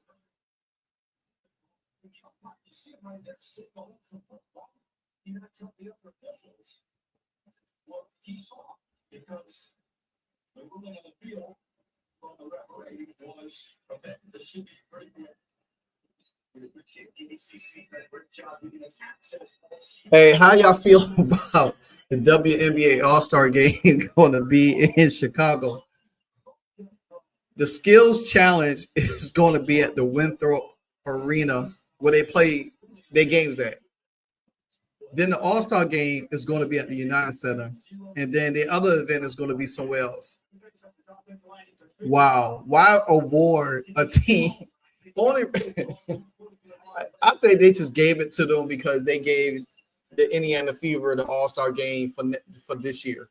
I think they gave it to Chicago. Because they could have easily gave it to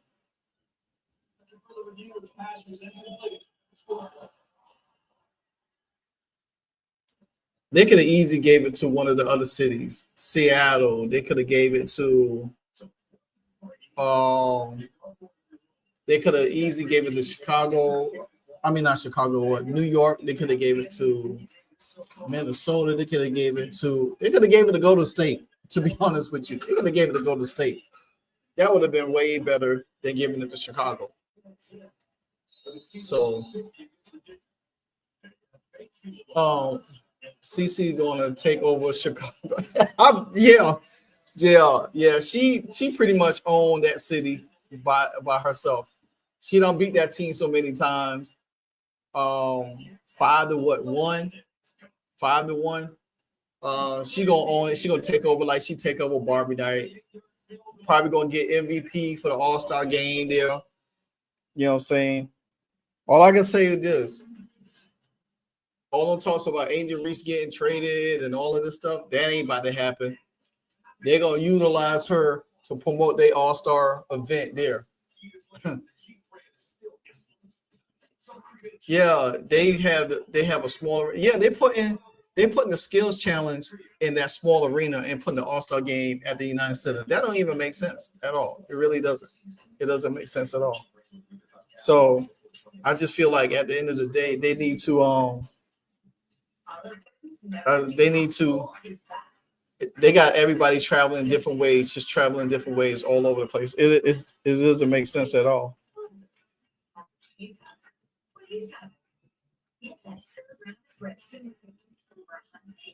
So they got the MVPs. Oh, let me see ours.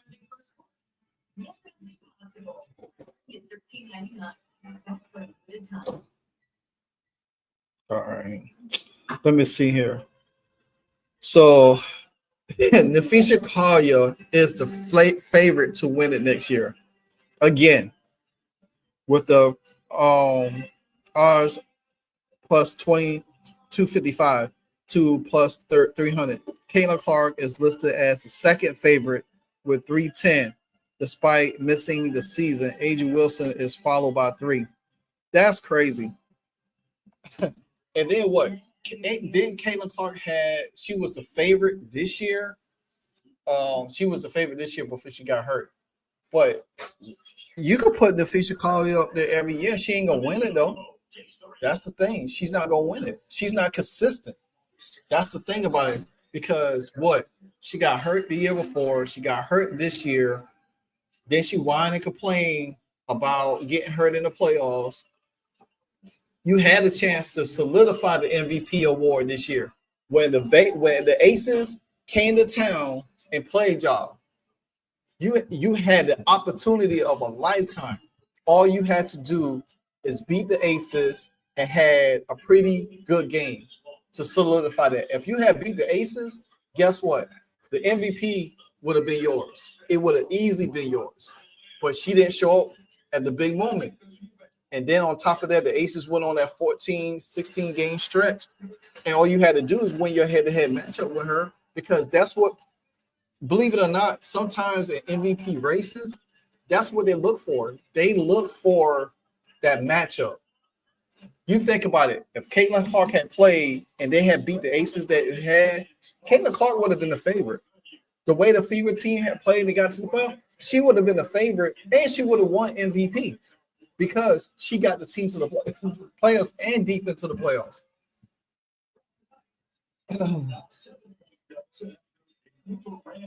The Sky have a smaller, yeah. Again, same thing, yeah.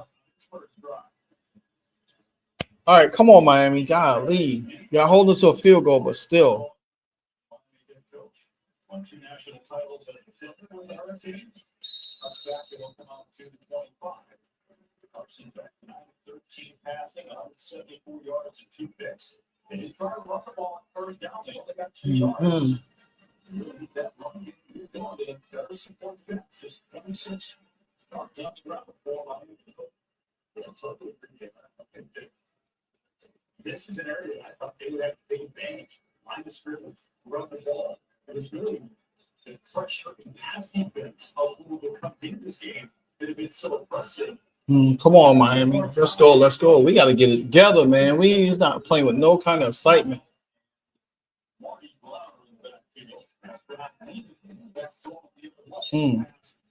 Receiver Elijah Walton at the 29-yard line. Does an excellent job. They makes up coverage. We've seen both of those here tonight. They develop different pressures. This defense plays hard. Straight to this football team. What? Play this evening.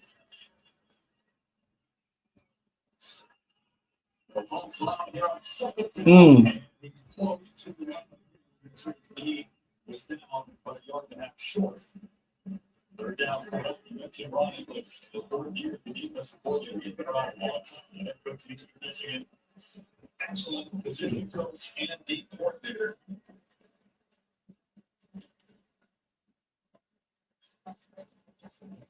We need to get this first down. This defense, they would all feel for him. Extra offensive line in here. That's what I expect them to keep it on ground. Brown. There we go. the move to change. Come on. Running back from there, stretch the ball out. And then push it up. Position. The national championship a year ago, the Jerry Rice Award winner, which goes the most outstanding freshman in the FCS. And he's really added to this running back room. I got to ask this question. If the Fever was a football team, what players would you put on offense and defense? Oh, my gosh. Bruh. Woo! Dang, CJ, you got stuck.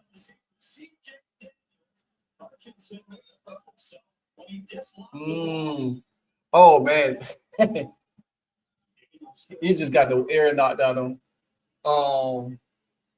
Dang, who would I put on offense and defense? Well, on offense, that's going to be tough. On offense, you had to have Caitlin as quarterback, Kelsey as a running back, as your tailback. You probably have to put I will put Sophie and Lexi at wide receivers. Struggling with impossible messes in your Natasha Howard have to be a tight end. Switch to Mr. Clean foaming bath magic erase. Let's see. Simply add water to effortlessly cut through 100% of soap's coming grime. And Yeah. Mr. Clean extra durable. And then like for like slot receiver,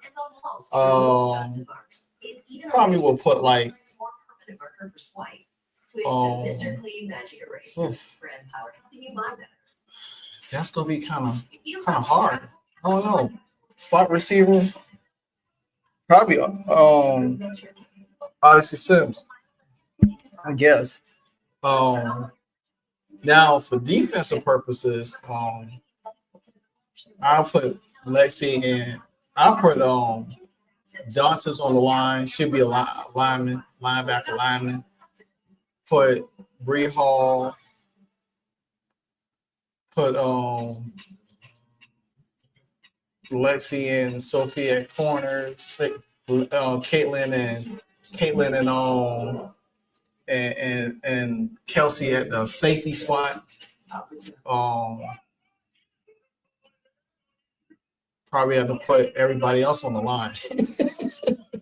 Everybody else have to be on the line. So yeah, but I will definitely put Lexi and Sophie at the corner. And safety wise, you put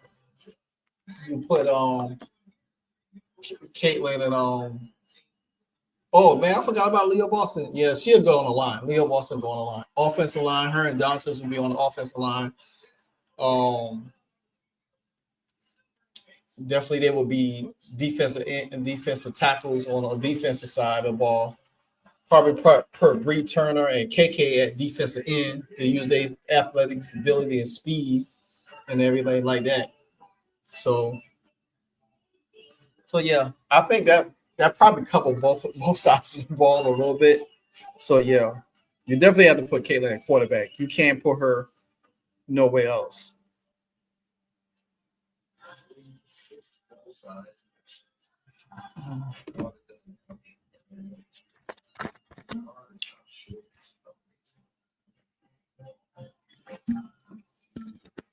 Miami is looking very, very spooky right now.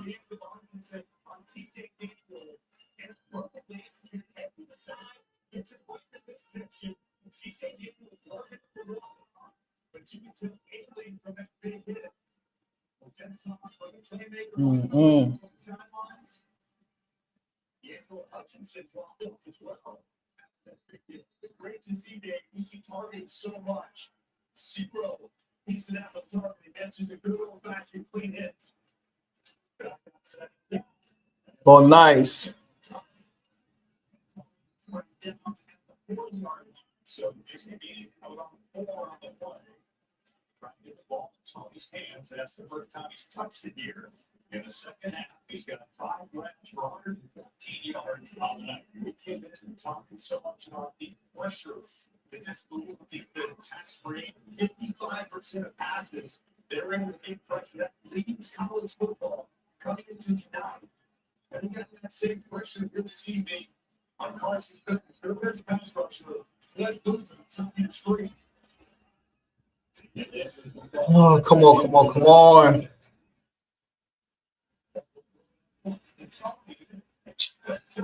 Man, that was some bad play, man.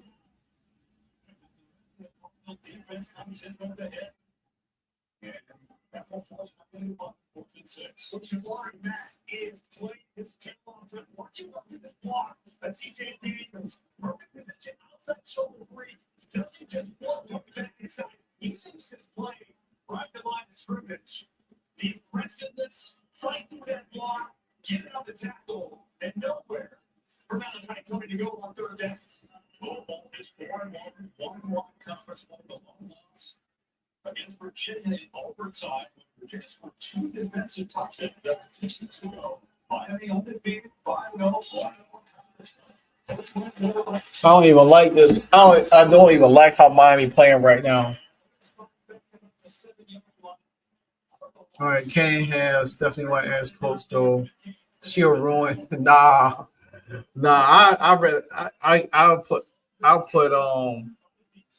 I'll put Sandy or Natalie Nurse, whatever her name is from Golden State. She'll be the coach. You have to put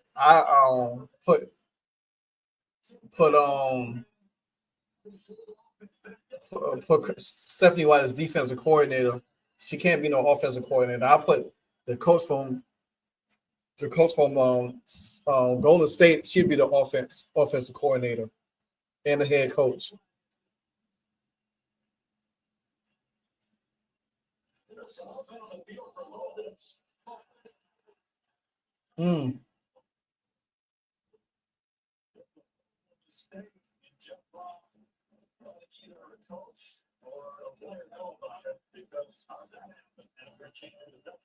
And he cussing out Jeff Brown, cussing out his coaches and the quarterback. What the heck?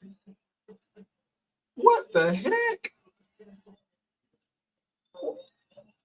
They got him deep in the territory.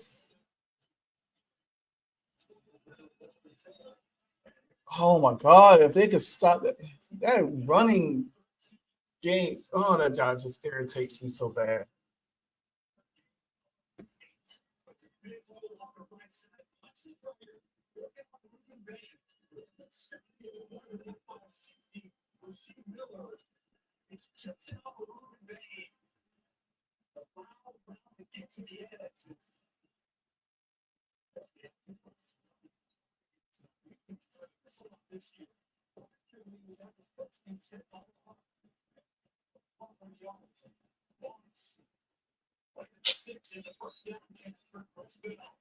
Oh.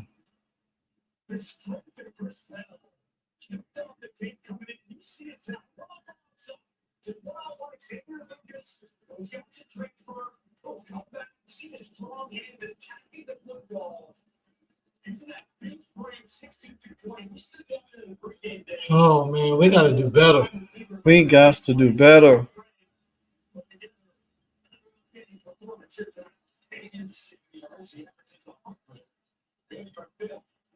Come on, guys. Come on.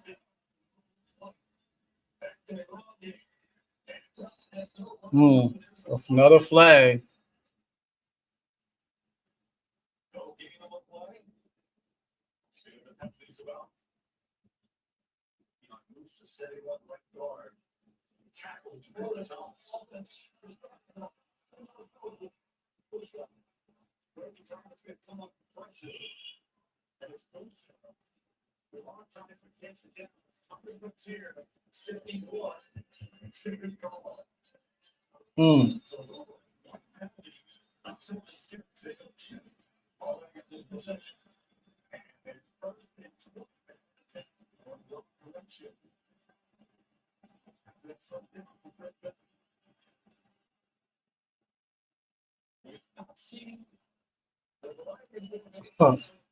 People hating because CC made the AP all first team. Yeah, I was talking about that earlier.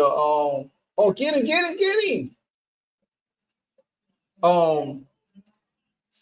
Yeah, Bronx, man. And I was telling Retro earlier in the chat is that think about this. Think about this real quick. You take all of them people that made that list, the first team. You take they rings away, they championships away. They still don't have a better college career than CC. They still don't. If you look at from Caitlin's freshman year to her senior year, and you look at everything she has won, Big Ten titles, Final Four appearances, all awards. Even in her freshman year, she should have won Player of the Year over Paige. The only reason why she didn't win that because ESPN, they was promoting Paige. Paige had a better following than Caitlin Clark that year. But still, Caitlin Clark had the better numbers. She should have won it. So if you think about all the awards, and then she lost an award to, I think, Leo Boston too. If you think about that, Caitlin Clark accolades it transcends what any college player has won. Now, people want to utilize the argument for championships. You know what I'm saying? That's what they want to argue all the time. That's the argument they want to use all the time. Well, she has the first thing they say, she hasn't won anything. Now, if somebody tells me, oh, she hasn't won anything, I said, well, okay, what has she won? The first thing they're gonna say, oh, she hasn't won any titles, no MVP awards or other stuff like that. Okay, but what else has she not won outside of that? They can't tell you that because that goes to show you they never watched her play. They never follow her. They just look at her scoring. She is the all-time leader in scoring, men's and women's. She's going to go down in College Hall of Fame, regardless if she had won a championship or not, because her accolades speaks more. She's in the record books, deep into the record books. See, for her to make this team, they didn't even look at titles. They look at her overall accomplishment and impact on college basketball. That's what makes you a champion overall, not just by winning titles. People just don't understand how it works. They built everything on championships. You know what I'm saying? Because you think about it, Breonna Stewart won 4. They trying to say Breonna Stewart is the greatest basketball player in college basketball. She won 4 titles, 4 MOPs. But guess what? UConn stayed stacked. Everybody from UConn has won a championship, damn near. I did this analysis today on my video, and I said, you look at Shamika Holtzclaw career and put it against Diana Taurasi's. Shamika Holtzclaw had a better college career than Diana Taurasi's. Shamika Holtzclaw should have took Diana Taurasi's spot. Now, when it came down to WNBA, yeah, Diana Taurasi has a better WNBA career than Shamika Holtzclaw. Come back here. Even Diana Taurasi has a better WNBA career than Breonna Stewart. But she doesn't have a better WNBA career than Maya Moore. Maya Moore is more decorated, to me, I think, more than Breonna Stewart. She won what, 3 titles, 4 titles. Look all the rings she got. Look what she did in the WNBA. So, but they're trying to put Breonna Stewart over Maya Moore. You can't. I think Maya Moore and Breonna Stewart is right there. You can't separate them. Then people say they was putting Don Staley name. Sue Bird said that Caitlin wasn't better than them. I was like, come on, Don Staley is second team. She didn't even win a title. So, and she's second team. But Caitlin Clark, you go back, like I said, if you go back and check my video and how I break it down, people don't have a legitimate argument. Because it don't matter how you cut it. They're going to be mad anyway. Because if Caitlin Clark was second team, they would have been mad at her dad. Why is she second team? She should have been second team. She should have been a reserve. If it's just been anything, all it is that they scared. They don't like any accomplishment Caitlin got past, they always trying to downplay it and use championships as the narrative just to just diminish her, and you can't. Caitlin in the books forever, and she's going to be a college Hall of Famer just alone for what she has done and the record she has broke, regardless if she won a title or not.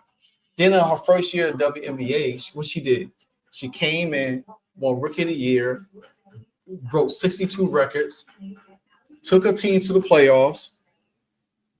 Some people out here trying to say, well, Angel Reese won a title, but that don't make her first team. If you look at her college career accomplishments, besides that championship she got at LSU, it doesn't stand up to nobody on that list. Even Paige is not on that list. So that goes to tell you who was the better player in their era. Who was the better player? But they losing their minds for real though. Come on, man. Stop with these quick slants. They yeah, so that's just that. I don't care.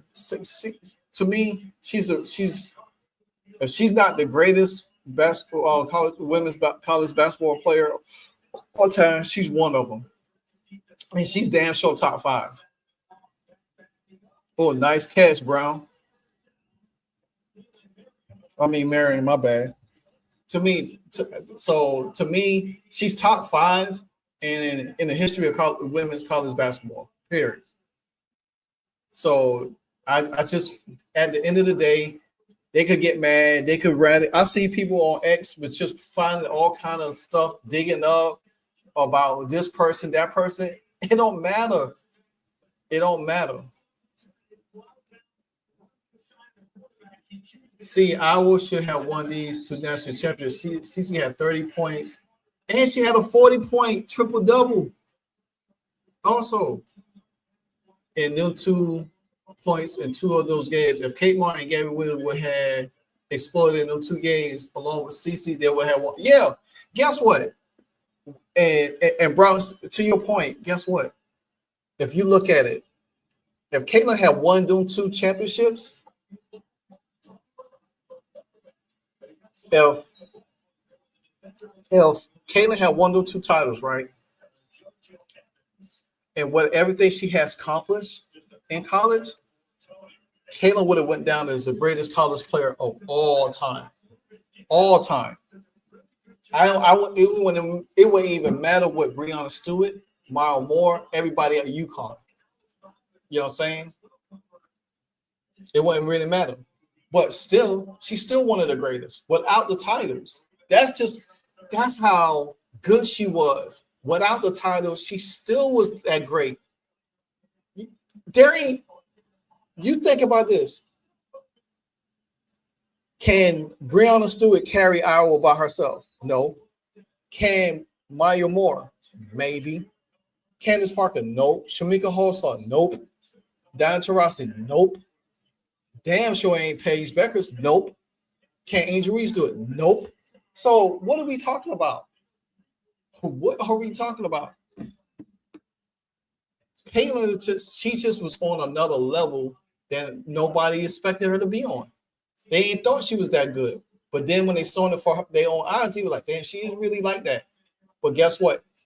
In the accomplishment she gets, they try to downplay it. So I look at this at the end of the day. Miami killing this over these dang old penalties, boy. So at the end of the day, I just think that Caitlin's name is in the history books, whether they like it or not. They can use the championship narrative. It don't really matter. Because guess what? When she start dominating the WNBA, and I say dominating and winning titles and breaking records like it ain't nothing, guess what? They ain't gonna have nothing to say. They're gonna try to find another outlet, another excuse. Oh man, you have CJ Daniels right across the middle for a first down. Come on. This offense is not moving the ball.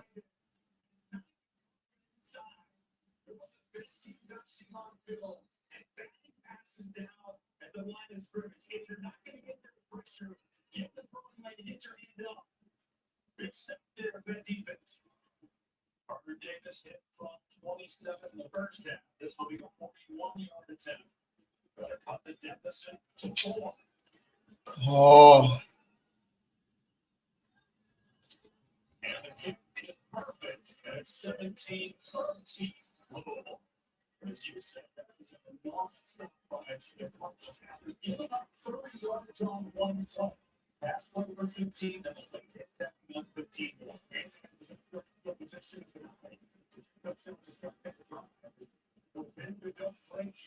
mm-mm. Coming in, this would be a shootout. Simple as well.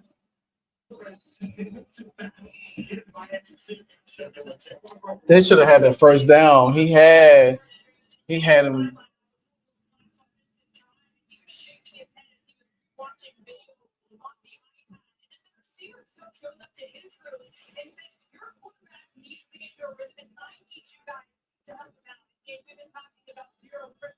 Wow, they about to bench Miller Moss.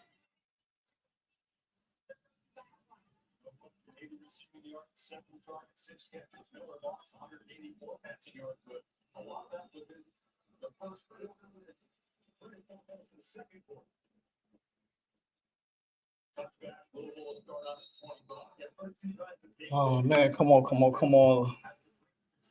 We saw that frustration that Taylor just talked about on that last possession. It was really fast and he completely missed off. So 56 on the element. He missed the ball, snapped out of it. That's a regular cut. It was up next his first game of the year. He was the starter at USC last year. Got benched after throwing 3 interceptions in a game against Washington. He was Caleb Williams back up pressure. Had 6 touchdowns in the ball game after being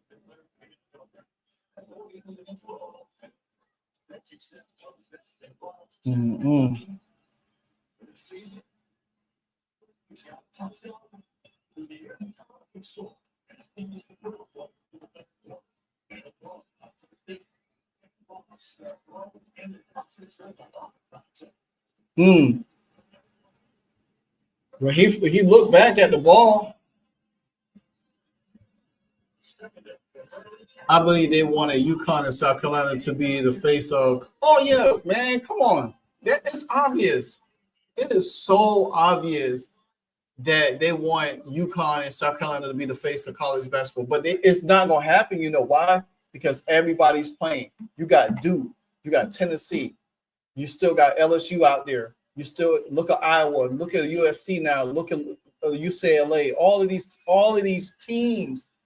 It's not going to be that easy for South Carolina and UConn now. All these players playing, so it's not going to be that easy for them, and that's what they don't like. But like for these past years, yeah, you can't knock what Tennessee done because guess what? Just imagine if some of them players have left Tennessee. Left UConn and went to Tennessee. See, Gino had to get them players to knock off some of them Tennessee because Tennessee was dominant. It was the dominant face of college basketball back then. Then UConn took over. Then guess what? South Carolina came out of nowhere. LSU came out of nowhere.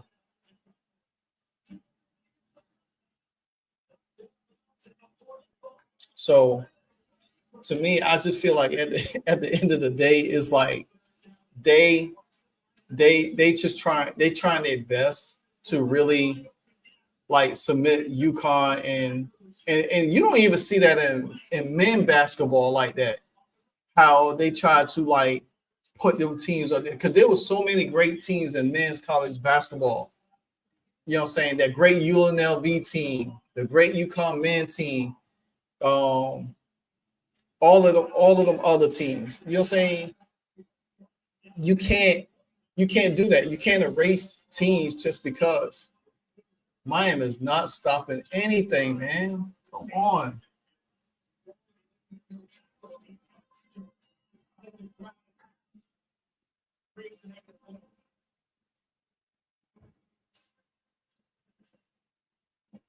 Seconds up the there. Still behind his fix.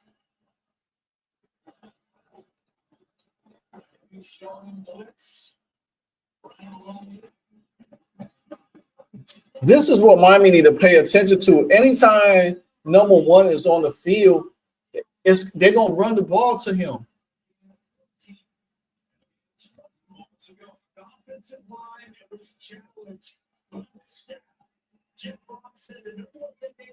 That's what they need to. Miami's not doing. They're not playing well at all.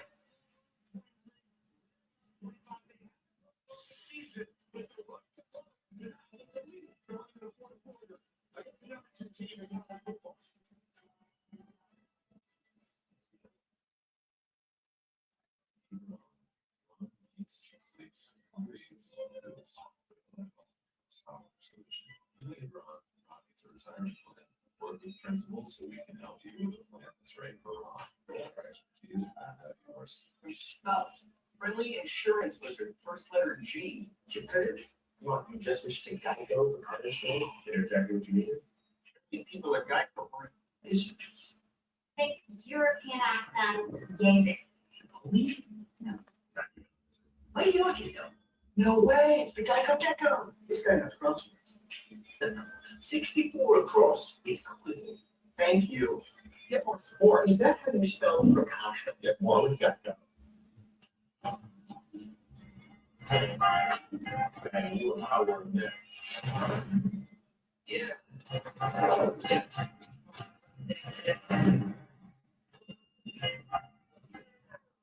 The DoorDash streaks, you read like distance, so you would put so much winning energy to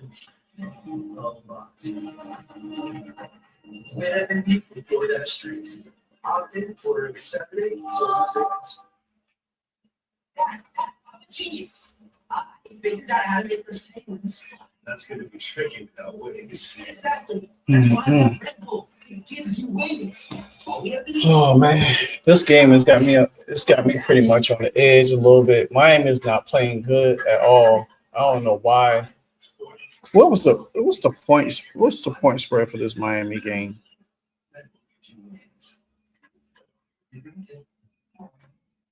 Age and rash with vitamins are excellent, disrupts my skin.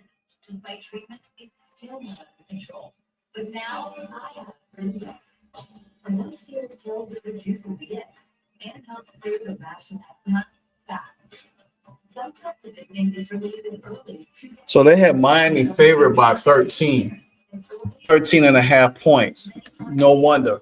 They want Louisville to cover. That means that for the spread to cover, Miami must win by 13 or more points.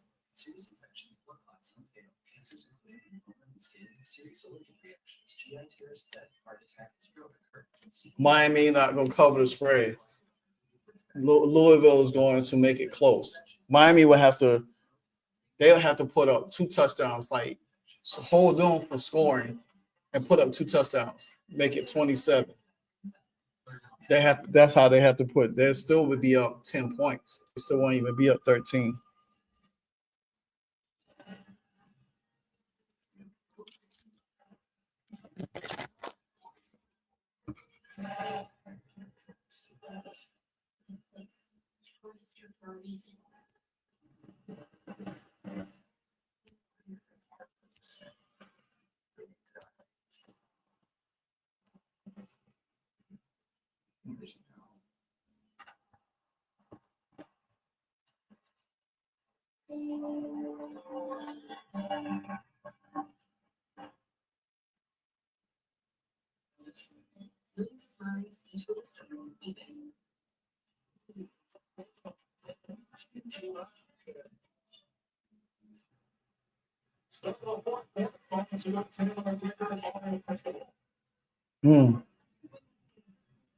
We got to do our job. We're jumping out of gaps at a time, but not just saying drives on offense. We got to do our job one foot at a time and just focus on that. Not get carried away and thinking about other stuff. Just do our job.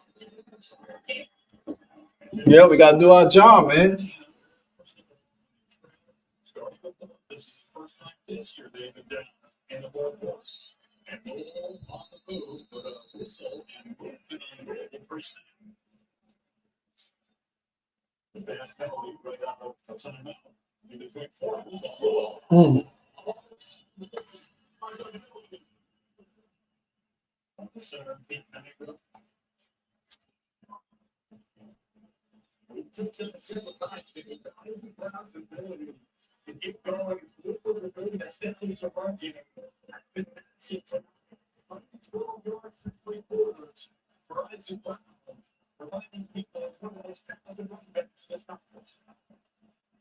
So, first and 15, for all points and a this time being successful on the right side of the third. Forced down around the 44-yard line by Ethan O'Connor, so he is 11 of the 40 yards to be second down at 11. I wish the Fever would trade for Cameron Brink because her and CC are good. Yeah, I mean, yeah, they're good friends, but Cameron Brink, she played college at Stanford. I don't think she would want me personally. I won't mind having her because I don't think they're gonna utilize her in LA the right way. She might need a fresh start. Her coming to Indiana will be a breath of fresh air for her.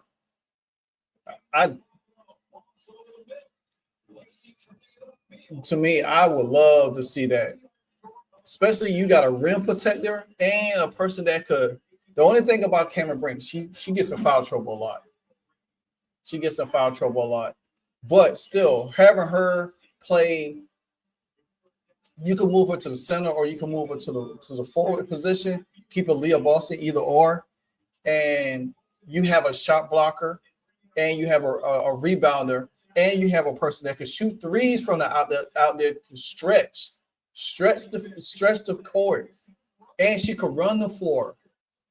That's the type of player that you need in the front court with the Indiana Fever.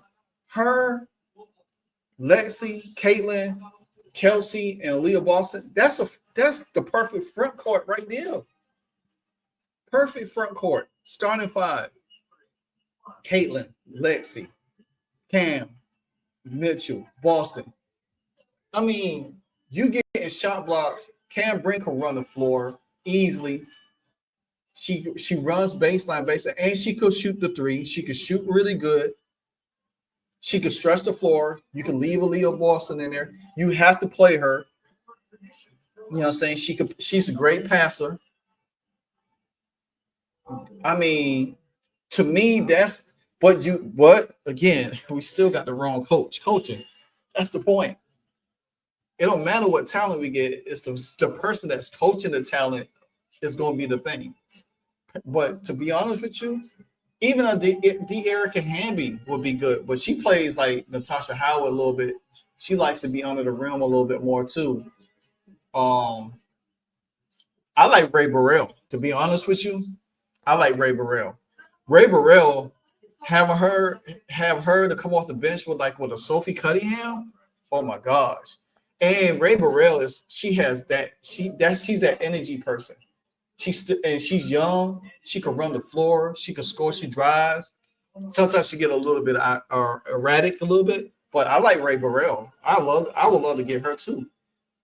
You know, just to come to be off the bench, having her come off the bench. So, but the Fever, Cam Brink ain't leaving LA. Now, Raquel Jackson, woo, man. Now you talk about a front court too. With Raquel Jackson, man, and she could play defense and she could score.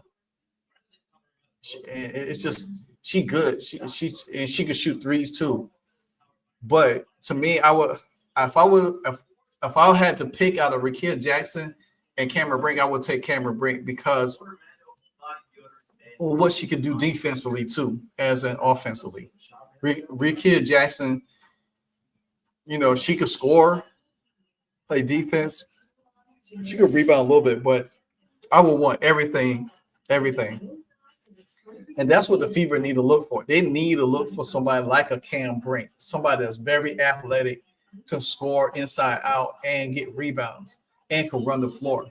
We need rim runners, like really rim runners. And a lot of people say, well, you know, Laura Betts is – what did I miss? What did I just miss? I heard we might get Ezra Stevens. I don't know who said that. I mean, I like Ezra Stevens. Don't get me wrong, because she could man, she could light it up from the outside.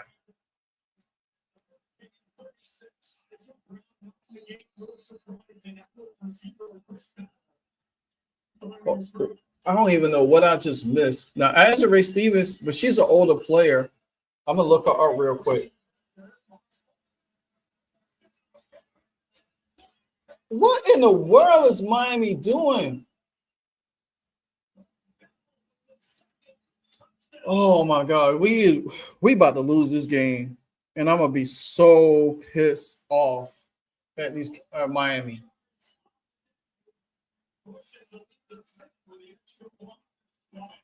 Bruh, this is ridiculous.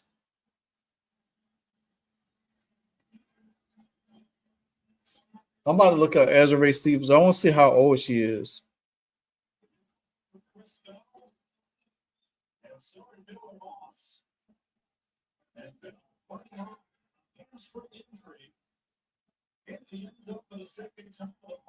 Oh, she's 29. That's not bad though. I'll still get her. She's 6'6", and she could shoot the three, and she could rebound. Now I won't mind having her. She's 29, so she's still pretty young, and she can run the floor. So I don't understand how they missed that tackle. Miami is playing so sloppy, man. This is a sloppy game from them. I'm even if we came back and win, I would still not will be happy with this. She been in the league for a minute. She got drafted. Actually, she's from Raleigh, North Carolina. She played college at Duke and UConn. So I guess she played at Duke first and transferred to UConn. She got drafted in the 2018 draft by the Dallas Wings, 6th overall. She also played for the Chicago Sky, where she helped them win a WNBA title in 2021. And that's what I think she was there with Khalil Copper that year too. So she has championship experience. She's a good vet. She's only been in the league, what 2018.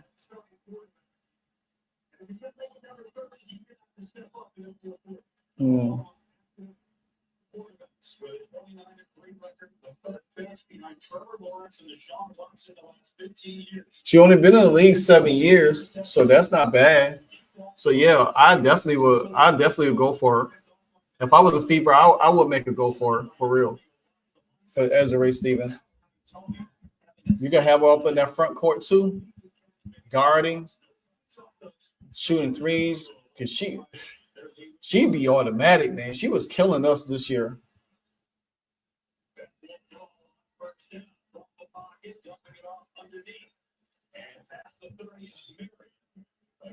Marion should have just ran instead of trying to juke and jive. Yes, and matter of fact, Ezra Razor is a free agent. I would sign her. They is not. Oh my God, they is not doing nothing right. I definitely would go after her because she's gonna be sought after though. A lot of people gonna try to get after her.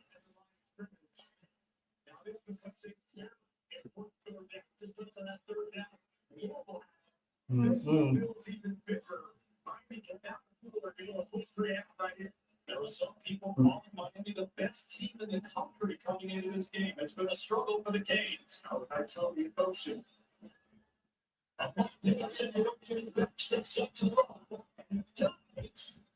That's a first down. That's a first down. That's a first down.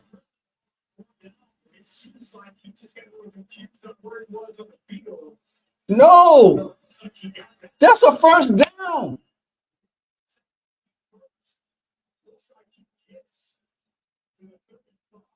That's a first down.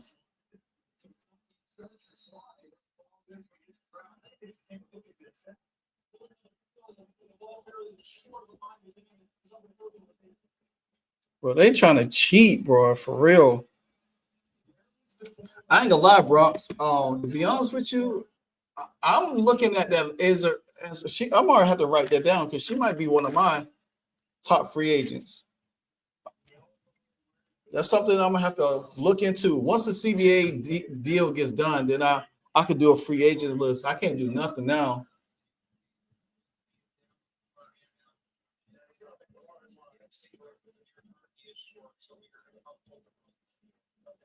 He's short.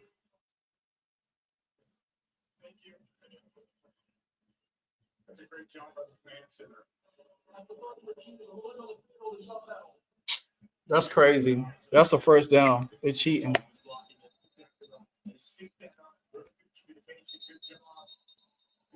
to applaud the ACC for the transparency and the access they're giving us. That's wild. And the thing about it is, there's going to be so many free agents out there. So many free agents out there. And teams going to be scrambling around like crazy to get people. But I just don't want us to get somebody that's going to be like Edgerray Stevens. I like her personality. She's quiet. She's a vet. But I don't want nobody to come and be disrupted in the locker room. He got it. Golly, that was a struggle. Woo. They could have just bounced that on the outside. I don't know why they just trying to go up the middle so much.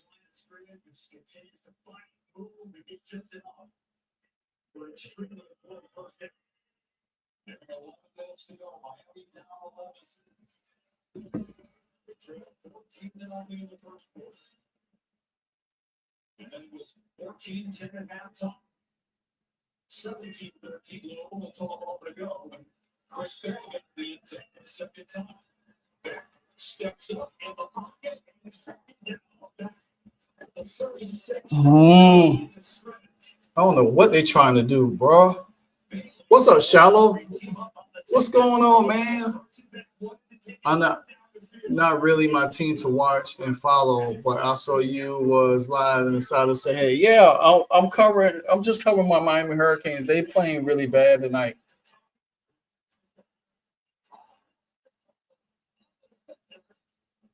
They're playing really bad tonight. Oh, yeah, y'all play tomorrow. Y'all got a tough game tomorrow. Y'all have a tough game tomorrow.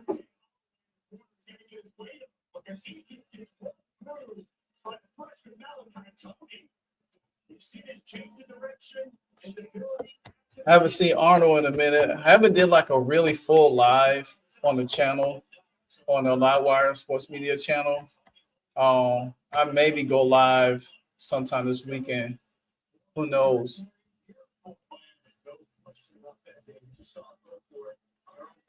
Well, we having a tough time now.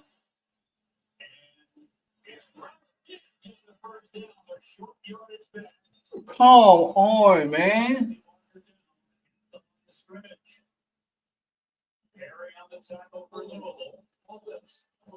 They have been, the referees have been killing us with penalties this whole game. Retro's in here. Arnold's not. I haven't talked to Arnold in a minute.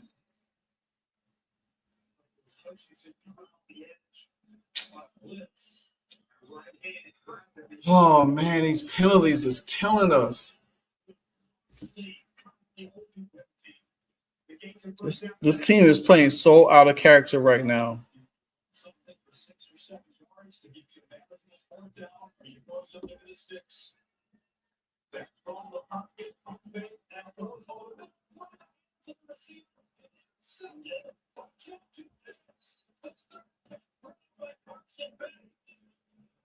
What just happened?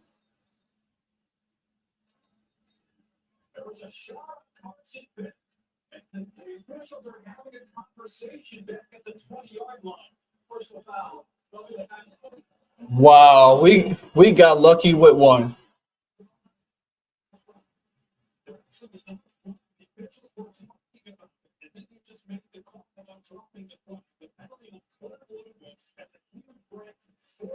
Oh.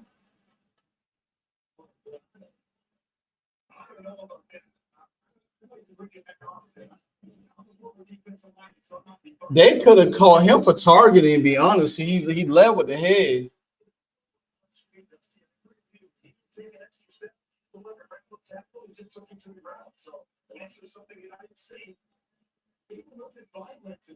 But the ball was already left his hand.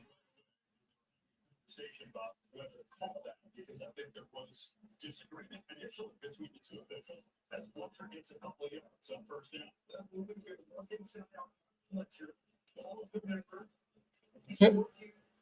He already got the ball out of his hand.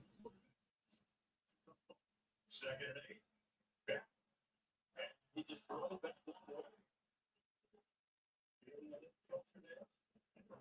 Oh, come on, Beck. You look your shell shock there, baby boy.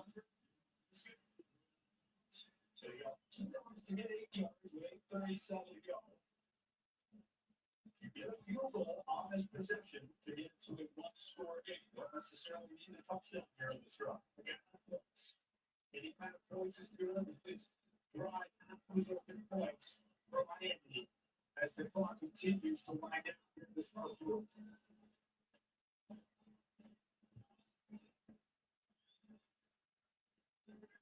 Wide receivers playing the kick off, and then he ran into a teammate as it was buried down the ground at the 44.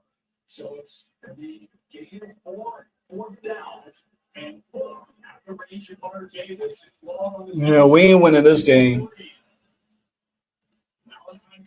I was glad to see the Chiefs straighten up finally, yeah, and the Colts are really doing better than expected.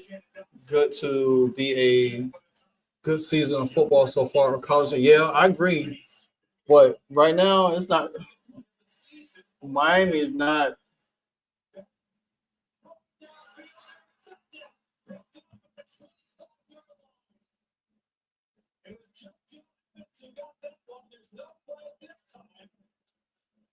I don't know what Carson Beck doing, man. He is playing like pure trash tonight.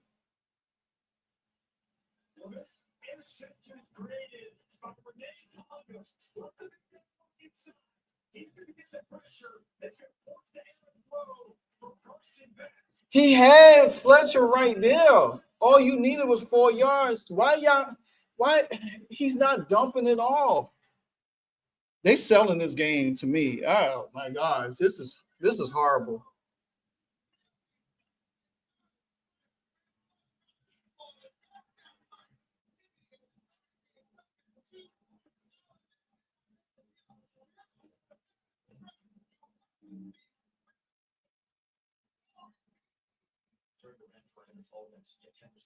It's crazy. It's crazy, man. Miami just like it's Carson Beck came in the game. He done threw 3 interceptions so far. 3 interceptions in this game. There's 2 interceptions. Should have been more than that. You know, he don't throw 2 this game.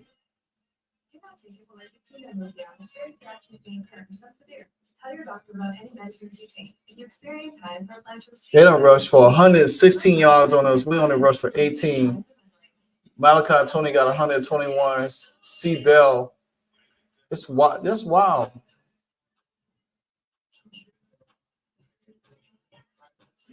Total yards. We got 3 turnovers, 10 first downs, 8 penalties.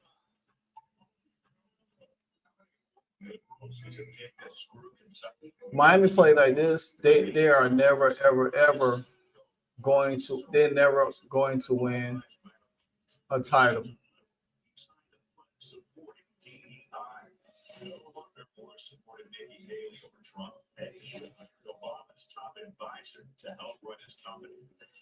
Mm-mm.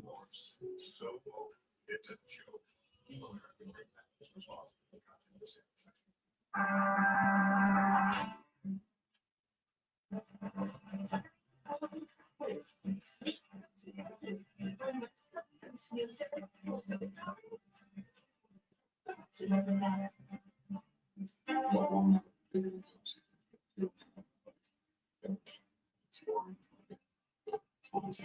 I see some starters doing I've never seen like that. the team is broken because it's the same every day. But 100% take one all day long. There, Arnold. Hey, Arnold, what's up? What's up, man? Shallow just asked about you too. What's up, brothers and sisters? Been on the coast fishing the last couple of days and out of pocket. How's everybody doing? Oh, we good. I'm good on this side, but my Miami Hurricanes ain't looking good. Yeah, Charlotte, Miami has talent, and they just not playing as good as they could. I don't know what's wrong with them. They was off last week. They should have. This is a game they need to have. I had to step out for a minute. Yeah, you missed it. It threw another interception.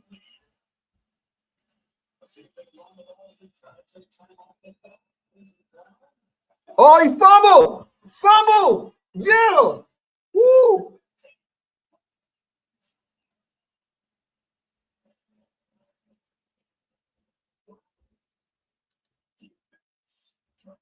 Hey, Shallow, and Arnold brought me some good luck. Thank you. Thank you.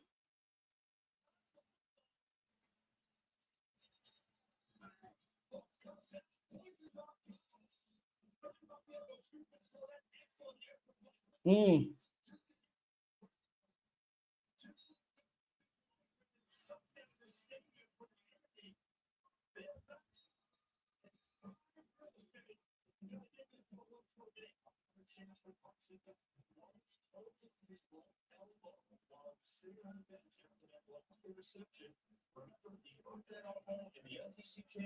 Arnold, you don't know what you're missing, sir. Just checking in. Come on, Miami. Come on. Let's get this.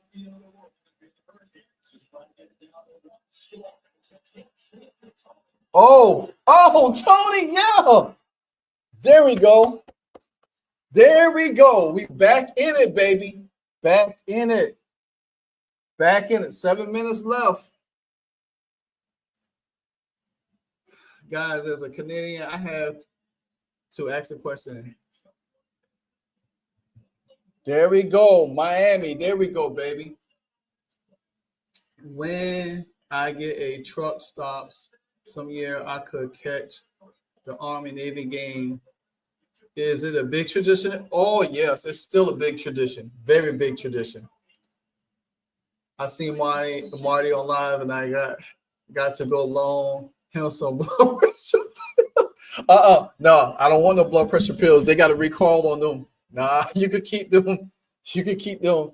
You give me some wild turkey, I'm good. There we go. Yeah. There we go. We down 3. 7 minutes left. Yeah. There we go. There we go. Defense, time to step up now. Stop playing games.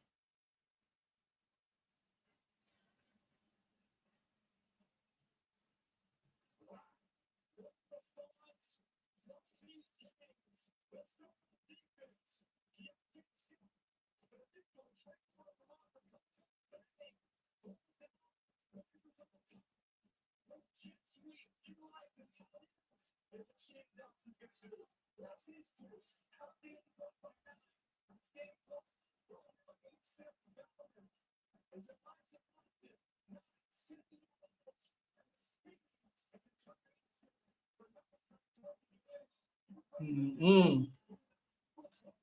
Hey, you know that wild turkey's still out there.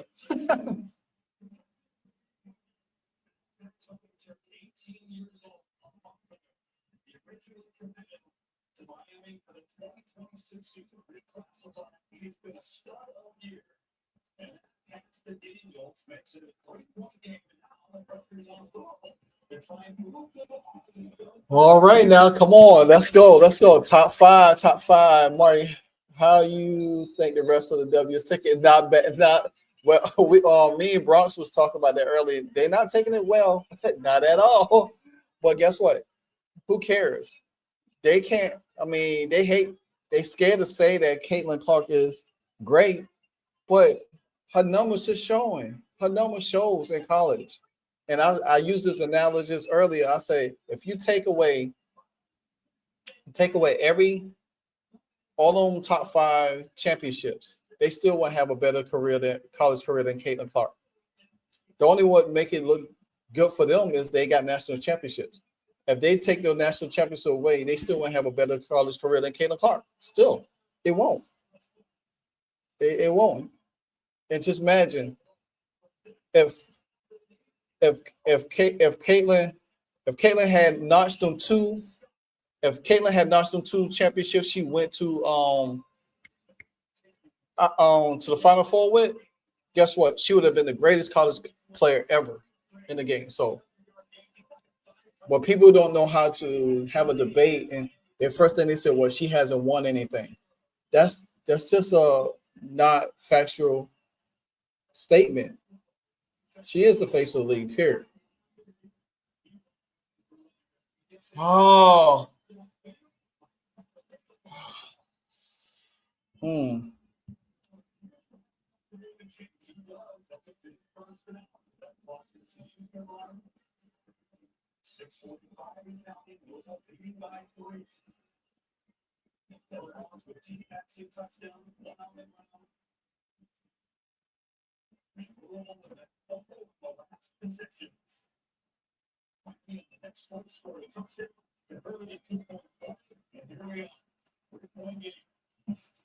Let's go, let's go, let's go. Yep, me too. Dang, it almost been accepted. CC has 2 final rings and AR.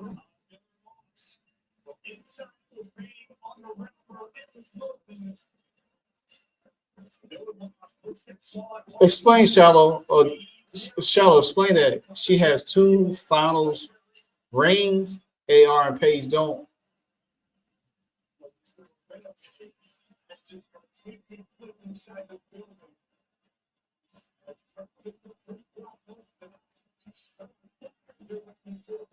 Come on, Miami. Let's do it. They're timeout. They got them nervous.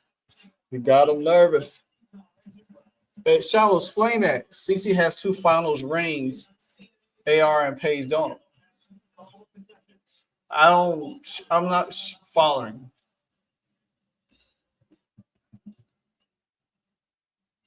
You don't just want gold. You want the cold. Cold water.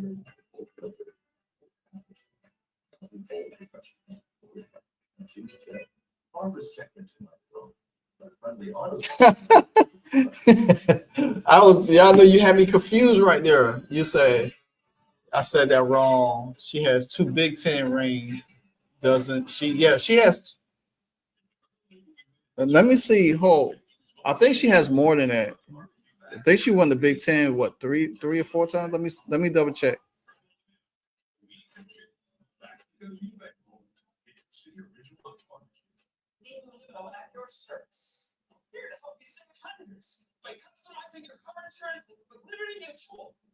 She has 3.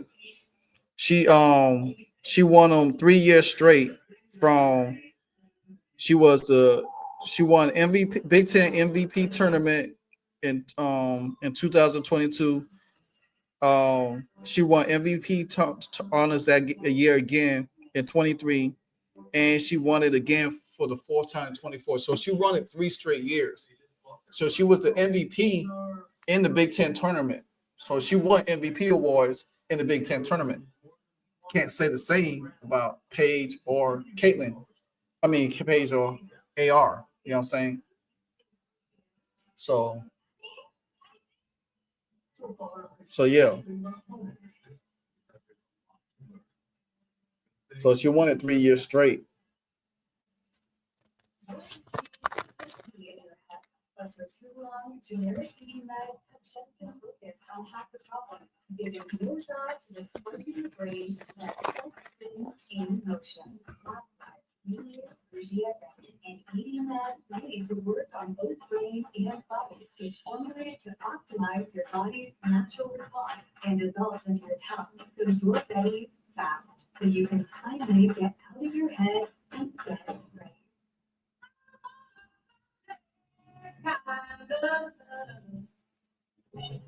We don't know who win the East, but the battle tips off in the dark. Young rabbit ready to play first. Seems like everybody forgets she also has gold medals. Bam! There you go. She won an MVP in Olympics in U17. She has gold medals from her early overseas tour. Yes, they scared because they don't want to. They took the first thing they say, "Oh, she never won anything." That statement, because they can't find a better argument. Dang it.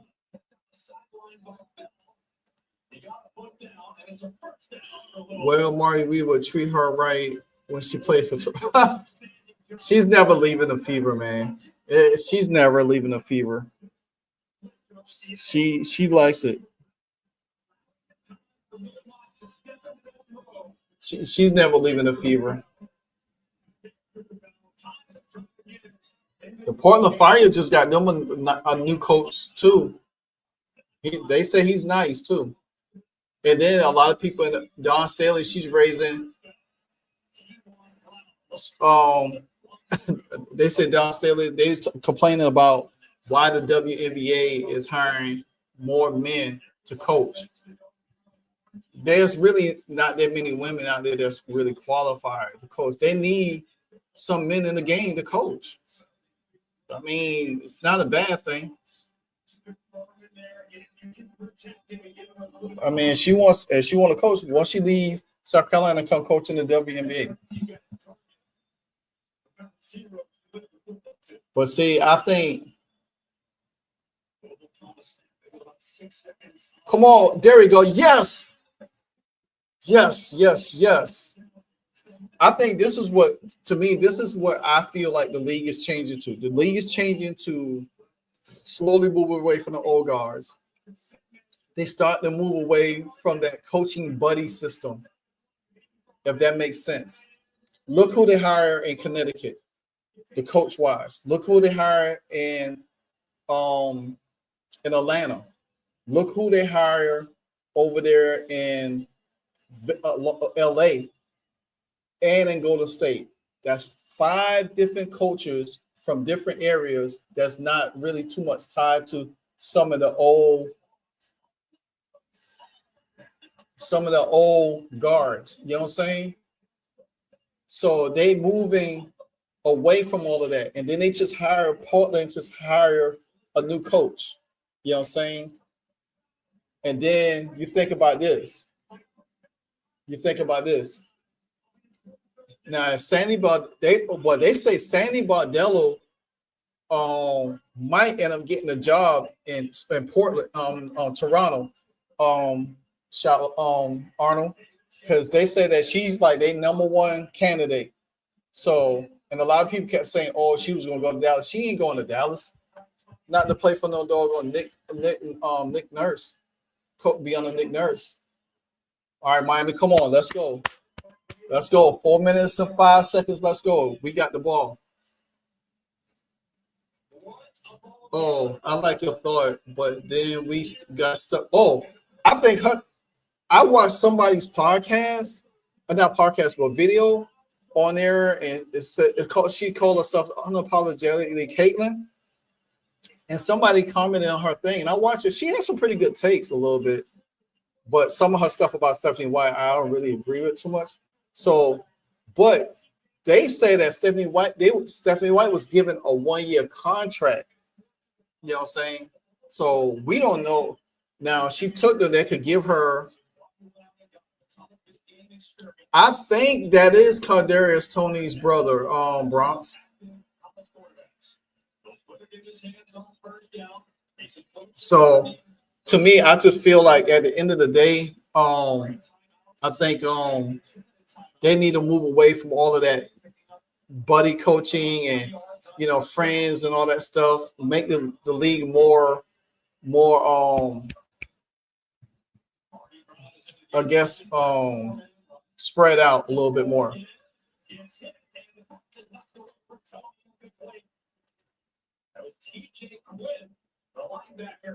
Yeah, and then the Fever just made the Game Bridge just made her the ambassador for the Pro Am tournament in November. So she ain't going nowhere. She's embedded with that team. I just wish they get rid of White.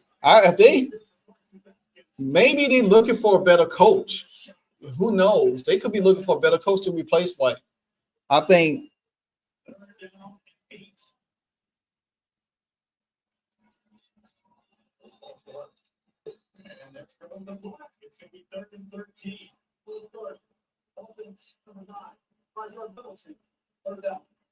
If you don't pick this up, you see my New York board. Every time I'll take the 2 minutes out, I'll play. And we got the first down. A situation where we have to risk it this deep in our own end. Miami's just 1 for 6 this half on 3rd down. And this is an excellent 3rd down defense for the Cardinals all season long. But you cut in the screen, the best pass rusher. They rush 3, that finds the pocket. Nice. Come on, guys. Yes, I see she was playing golf. Yeah.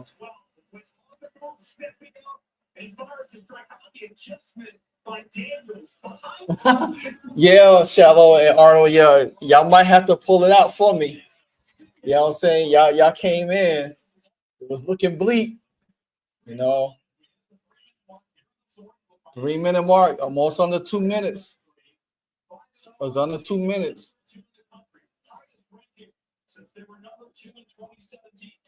I ain't haven't chopped it up with y'all guys in a minute either. So, Brock's kid been hanging out with me. Retro was here, but I think she left.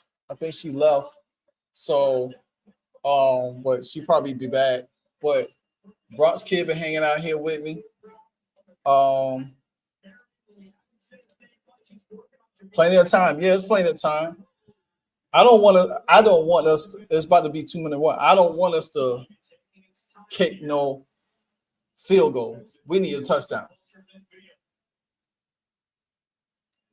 This game was tough though. It has been a tough fought game.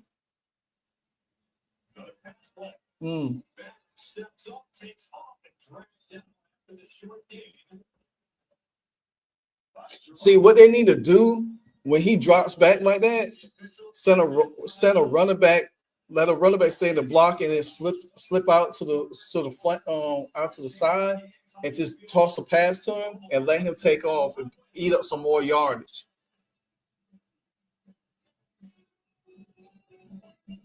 T-Mobile has the best network. That's why there's no better place to get the new iPhone 17 Pro on that. Hold on. If this big enough, we should have music. I mean, that feel it. Get the most powerful iPhone ever.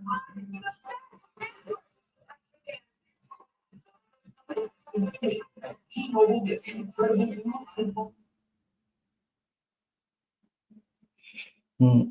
Oh, no. We can't do that.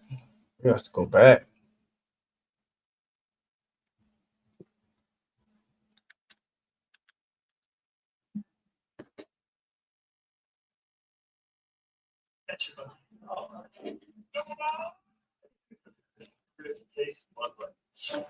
But actually, I do. What range do they need for your kicker? Probably about 50. About 50. So, but yeah, guys, I just think that the WNBA, honestly, there is going to be a 2026 season because they named the All-Star event in Chicago, which that was trash. They already hired a coach for Portland. They're going to hire a coach for Toronto. So there's going to be a season. All of this notion that everybody's talking about, there's going to be a lockout. They're not going to be a 26 season. Let me tell you, that's all formality stuff. When you're dealing with negotiations, it's all formality. It's going to be a season. They're going to get a deal done. Whether they have to extend it, they're gonna get a deal done. There's not gonna be a lockout for the 2026 season. It's too much money on the table. You got media rights contracts left and right. You know what I'm saying? You got networks like NBC back in the mix, Amazon, all of them. They're not, come on. Do y'all really think they're gonna lock out with all that money that is just made and all these TV deals and all of that stuff? These people, man, it's just all about leverage. That's it. That at the end of the day, it's all about leverage. They just want leverage. East side wants leverage, and they trying to make it the best possible contract to appease everybody. The players trying to make a stand, the owners trying to make a stand, and you got Kathy Ingeberg in the middle of everything. The Fever are second to win the WNBA title. Yeah, because of Caitlin Clark. That's why. Because of Caitlin Clark. Man, they're gonna win it. They're gonna win it. Because the landscape of the WNBA is about to change next year because of these two teams, expansion teams. It's gonna be so many players gonna be scattered out everywhere. You gotta think. All these players are free agents. They're not gonna have like the Aces and all those. They can't sign all those players back. They can't sign all those players back. Every player is a free agent, except for rookies. They got rookie deals. Just think about that. All of them free agents. All right, let's go, baby. Come on, let's go. Oh, Malachi, Tony, don't do it to him.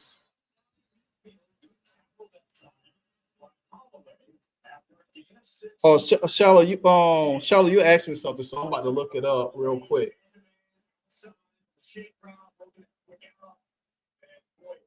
Yeah, I know Brianna Jerry played for the Fever team. They already talk about her getting a coaching job in Seattle. Oh, nice. Malachi Tony is having a Jamar Chase type of game today. He is having a Jamar Chase type of game, baby. Oh, I think Brianna Jerry might be leaving though. I think she's probably going to end up if she get an interview for because I think she played for the Fever. Nice. Boom. Let me look. Real wow is that?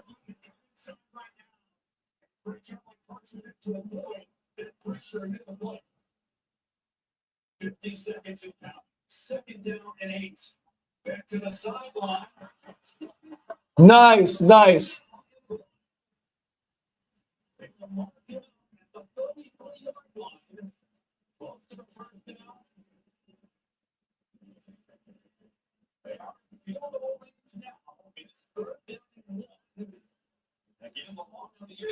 Hey, Shallow. That's Antonio Brown brother. Malachi Tony is Antonio Brown's brother, who played for the Buffalo Bills in 2003 and the Washington Redskins the 2024-25 season. Kadarius is the other. Yeah. So that's what it says. It said that's Antonio Brown. Yeah, Malachi is that's Antonio Brown's brother, Malachi Tony. But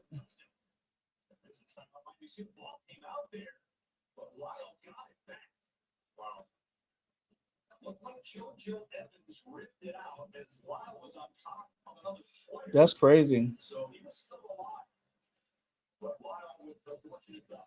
But he's not related to Kadarius Toney though.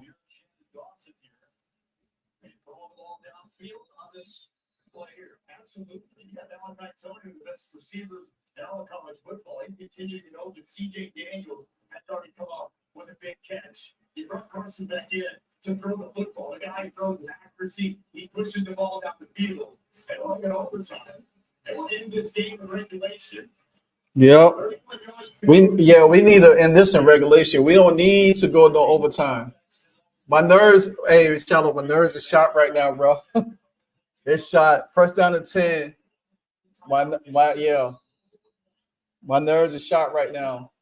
31 would be about a 49-yard attempt from here for the Canes. And that Will Brooke is ready to throw.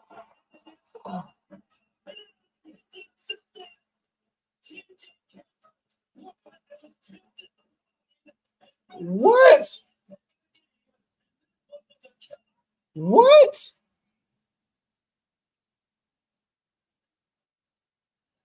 Did he complete the process of this catch? See anything that says he did not. All right, Arno, you be good too, my brother. Looks like they have hand on the football that flex this pass. It's 27 JoJo Evans. Devin touches the ground. What an incredible play by TJ Capers. Passes deflected. Wow. Yep. That is a remarkable interception. The fourth of the game. Wow. Takeaways and 4 receptions. First of all, told us this will be one of the best defense we face all year. Time we check in here.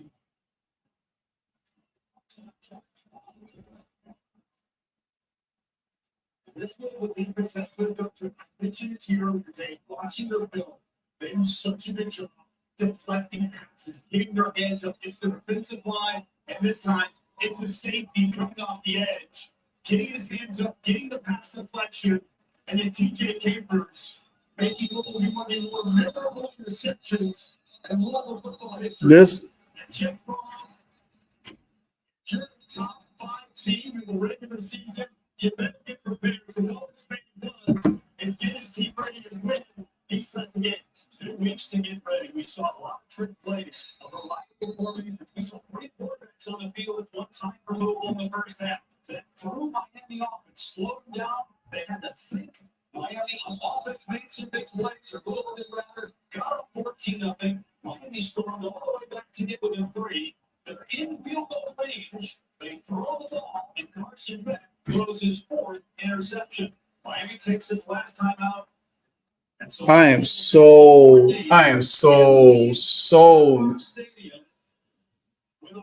I can't believe this. Browns, I don't know yet. I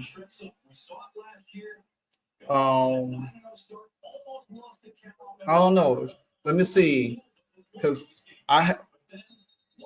you talk about for the Commanders, probably about 4:15, 4. The game come on at 4:25.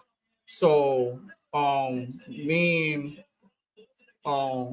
gonna have, because me and I don't know if I'm gonna set it up on my side or I'll probably set it up on my side and then just let what's the name?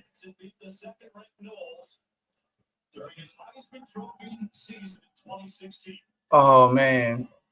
So yeah, so I'll see if what courtside gonna do. So I'll see. I'll probably set it up on my side. I'll probably set it up on my side and then he could just tag his thing into it. And I'll probably have my live wire streaming through it too as well. So man, this was a bad loss, man. We was driving. 4 interceptions,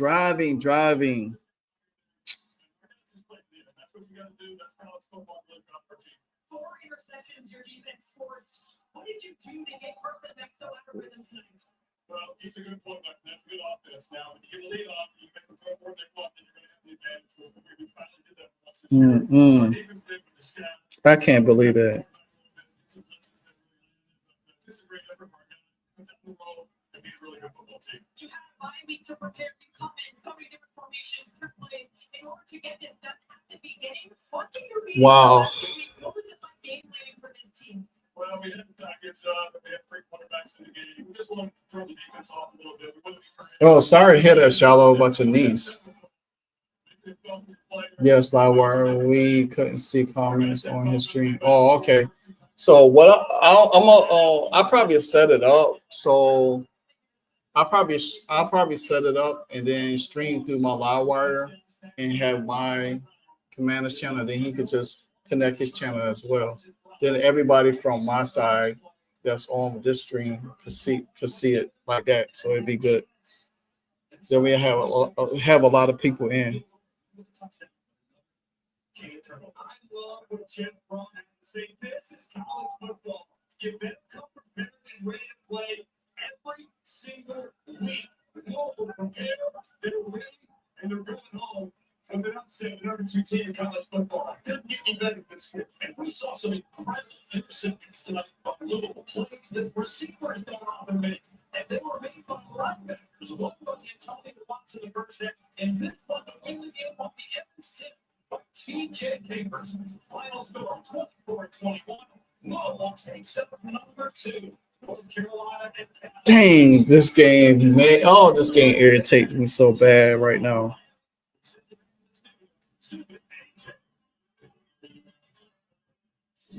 Dave, thank you very much. After what's been let's say, dramatic last couple weeks for Bill Belichick, North Carolina still looking for the first Power 4 win under Coach Belichick. Can they get it tonight? Strawberry and Candy in Berkeley against the Cal Golden Bears. They'll have to take on Keontae Sacramento. There have been some great true freshmen in the sport this season. Washington, Bachmeyer, but the kid they call JKS has been right there playing some great football for Justin Wilcox. Kickoff from Berkeley is about 12 and a half minutes away. Before we get there, we have to talk about game 1 of this doubleheader. I think Dave and Dusty said it right. Simply put, what a game. 4 picks for Carson Beck. Amazingly, Louisville got no points out of it, but that last interception by TJ Capers is going to go down in Clarksville. Look, it's still the game, and just looking at the way that Miami got to this position, you have to take your hat off to Miami defense for keeping them in the game to start with those early interceptions by Carson Beck.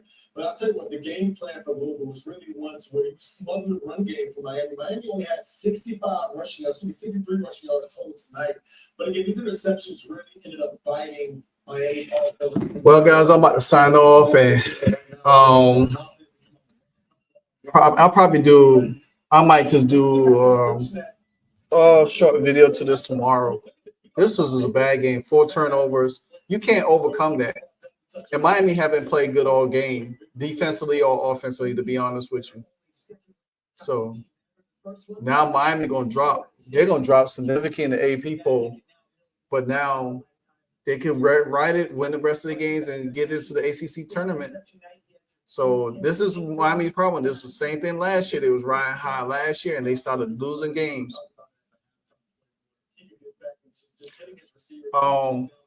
So for the play-by-play with me and courtside on Sunday, probably like 4:15, 4:20. I'll set it up and I'll send everything to courtside. Then he can lock it in, and then I'll just set it up to my stream, and then we just roll from that point on. But thanks for hanging out with me, even on a loss. This is why I don't like Miami playing on Friday or Thursday nights. When they used to play on Friday and Thursday nights. But see, the thing about it is, Retro, we beat Notre Dame, we beat Florida State, we beat Florida. It wasn't that hard. It wasn't that hard. I mean, it wasn't hard. So Louisville just always play us good, though. Louisville always plays us good. And then last year was a high-scoring game, and we beat them. But this year, it's just, I don't know, man. Now Miami have to get back into it. My brother-in-law, he texted me talking about overrated. I like, bro, he a South Carolina fan. I like, man, don't come. I said, don't come for my team. I say when they lose, I say I ain't heard from you all season. That's just like haters want to come and talk trash.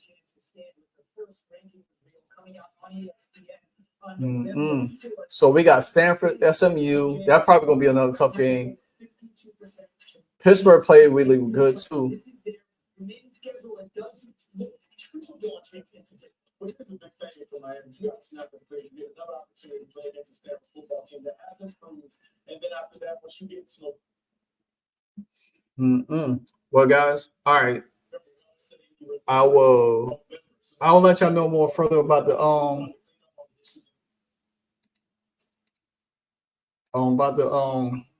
stream on Sunday.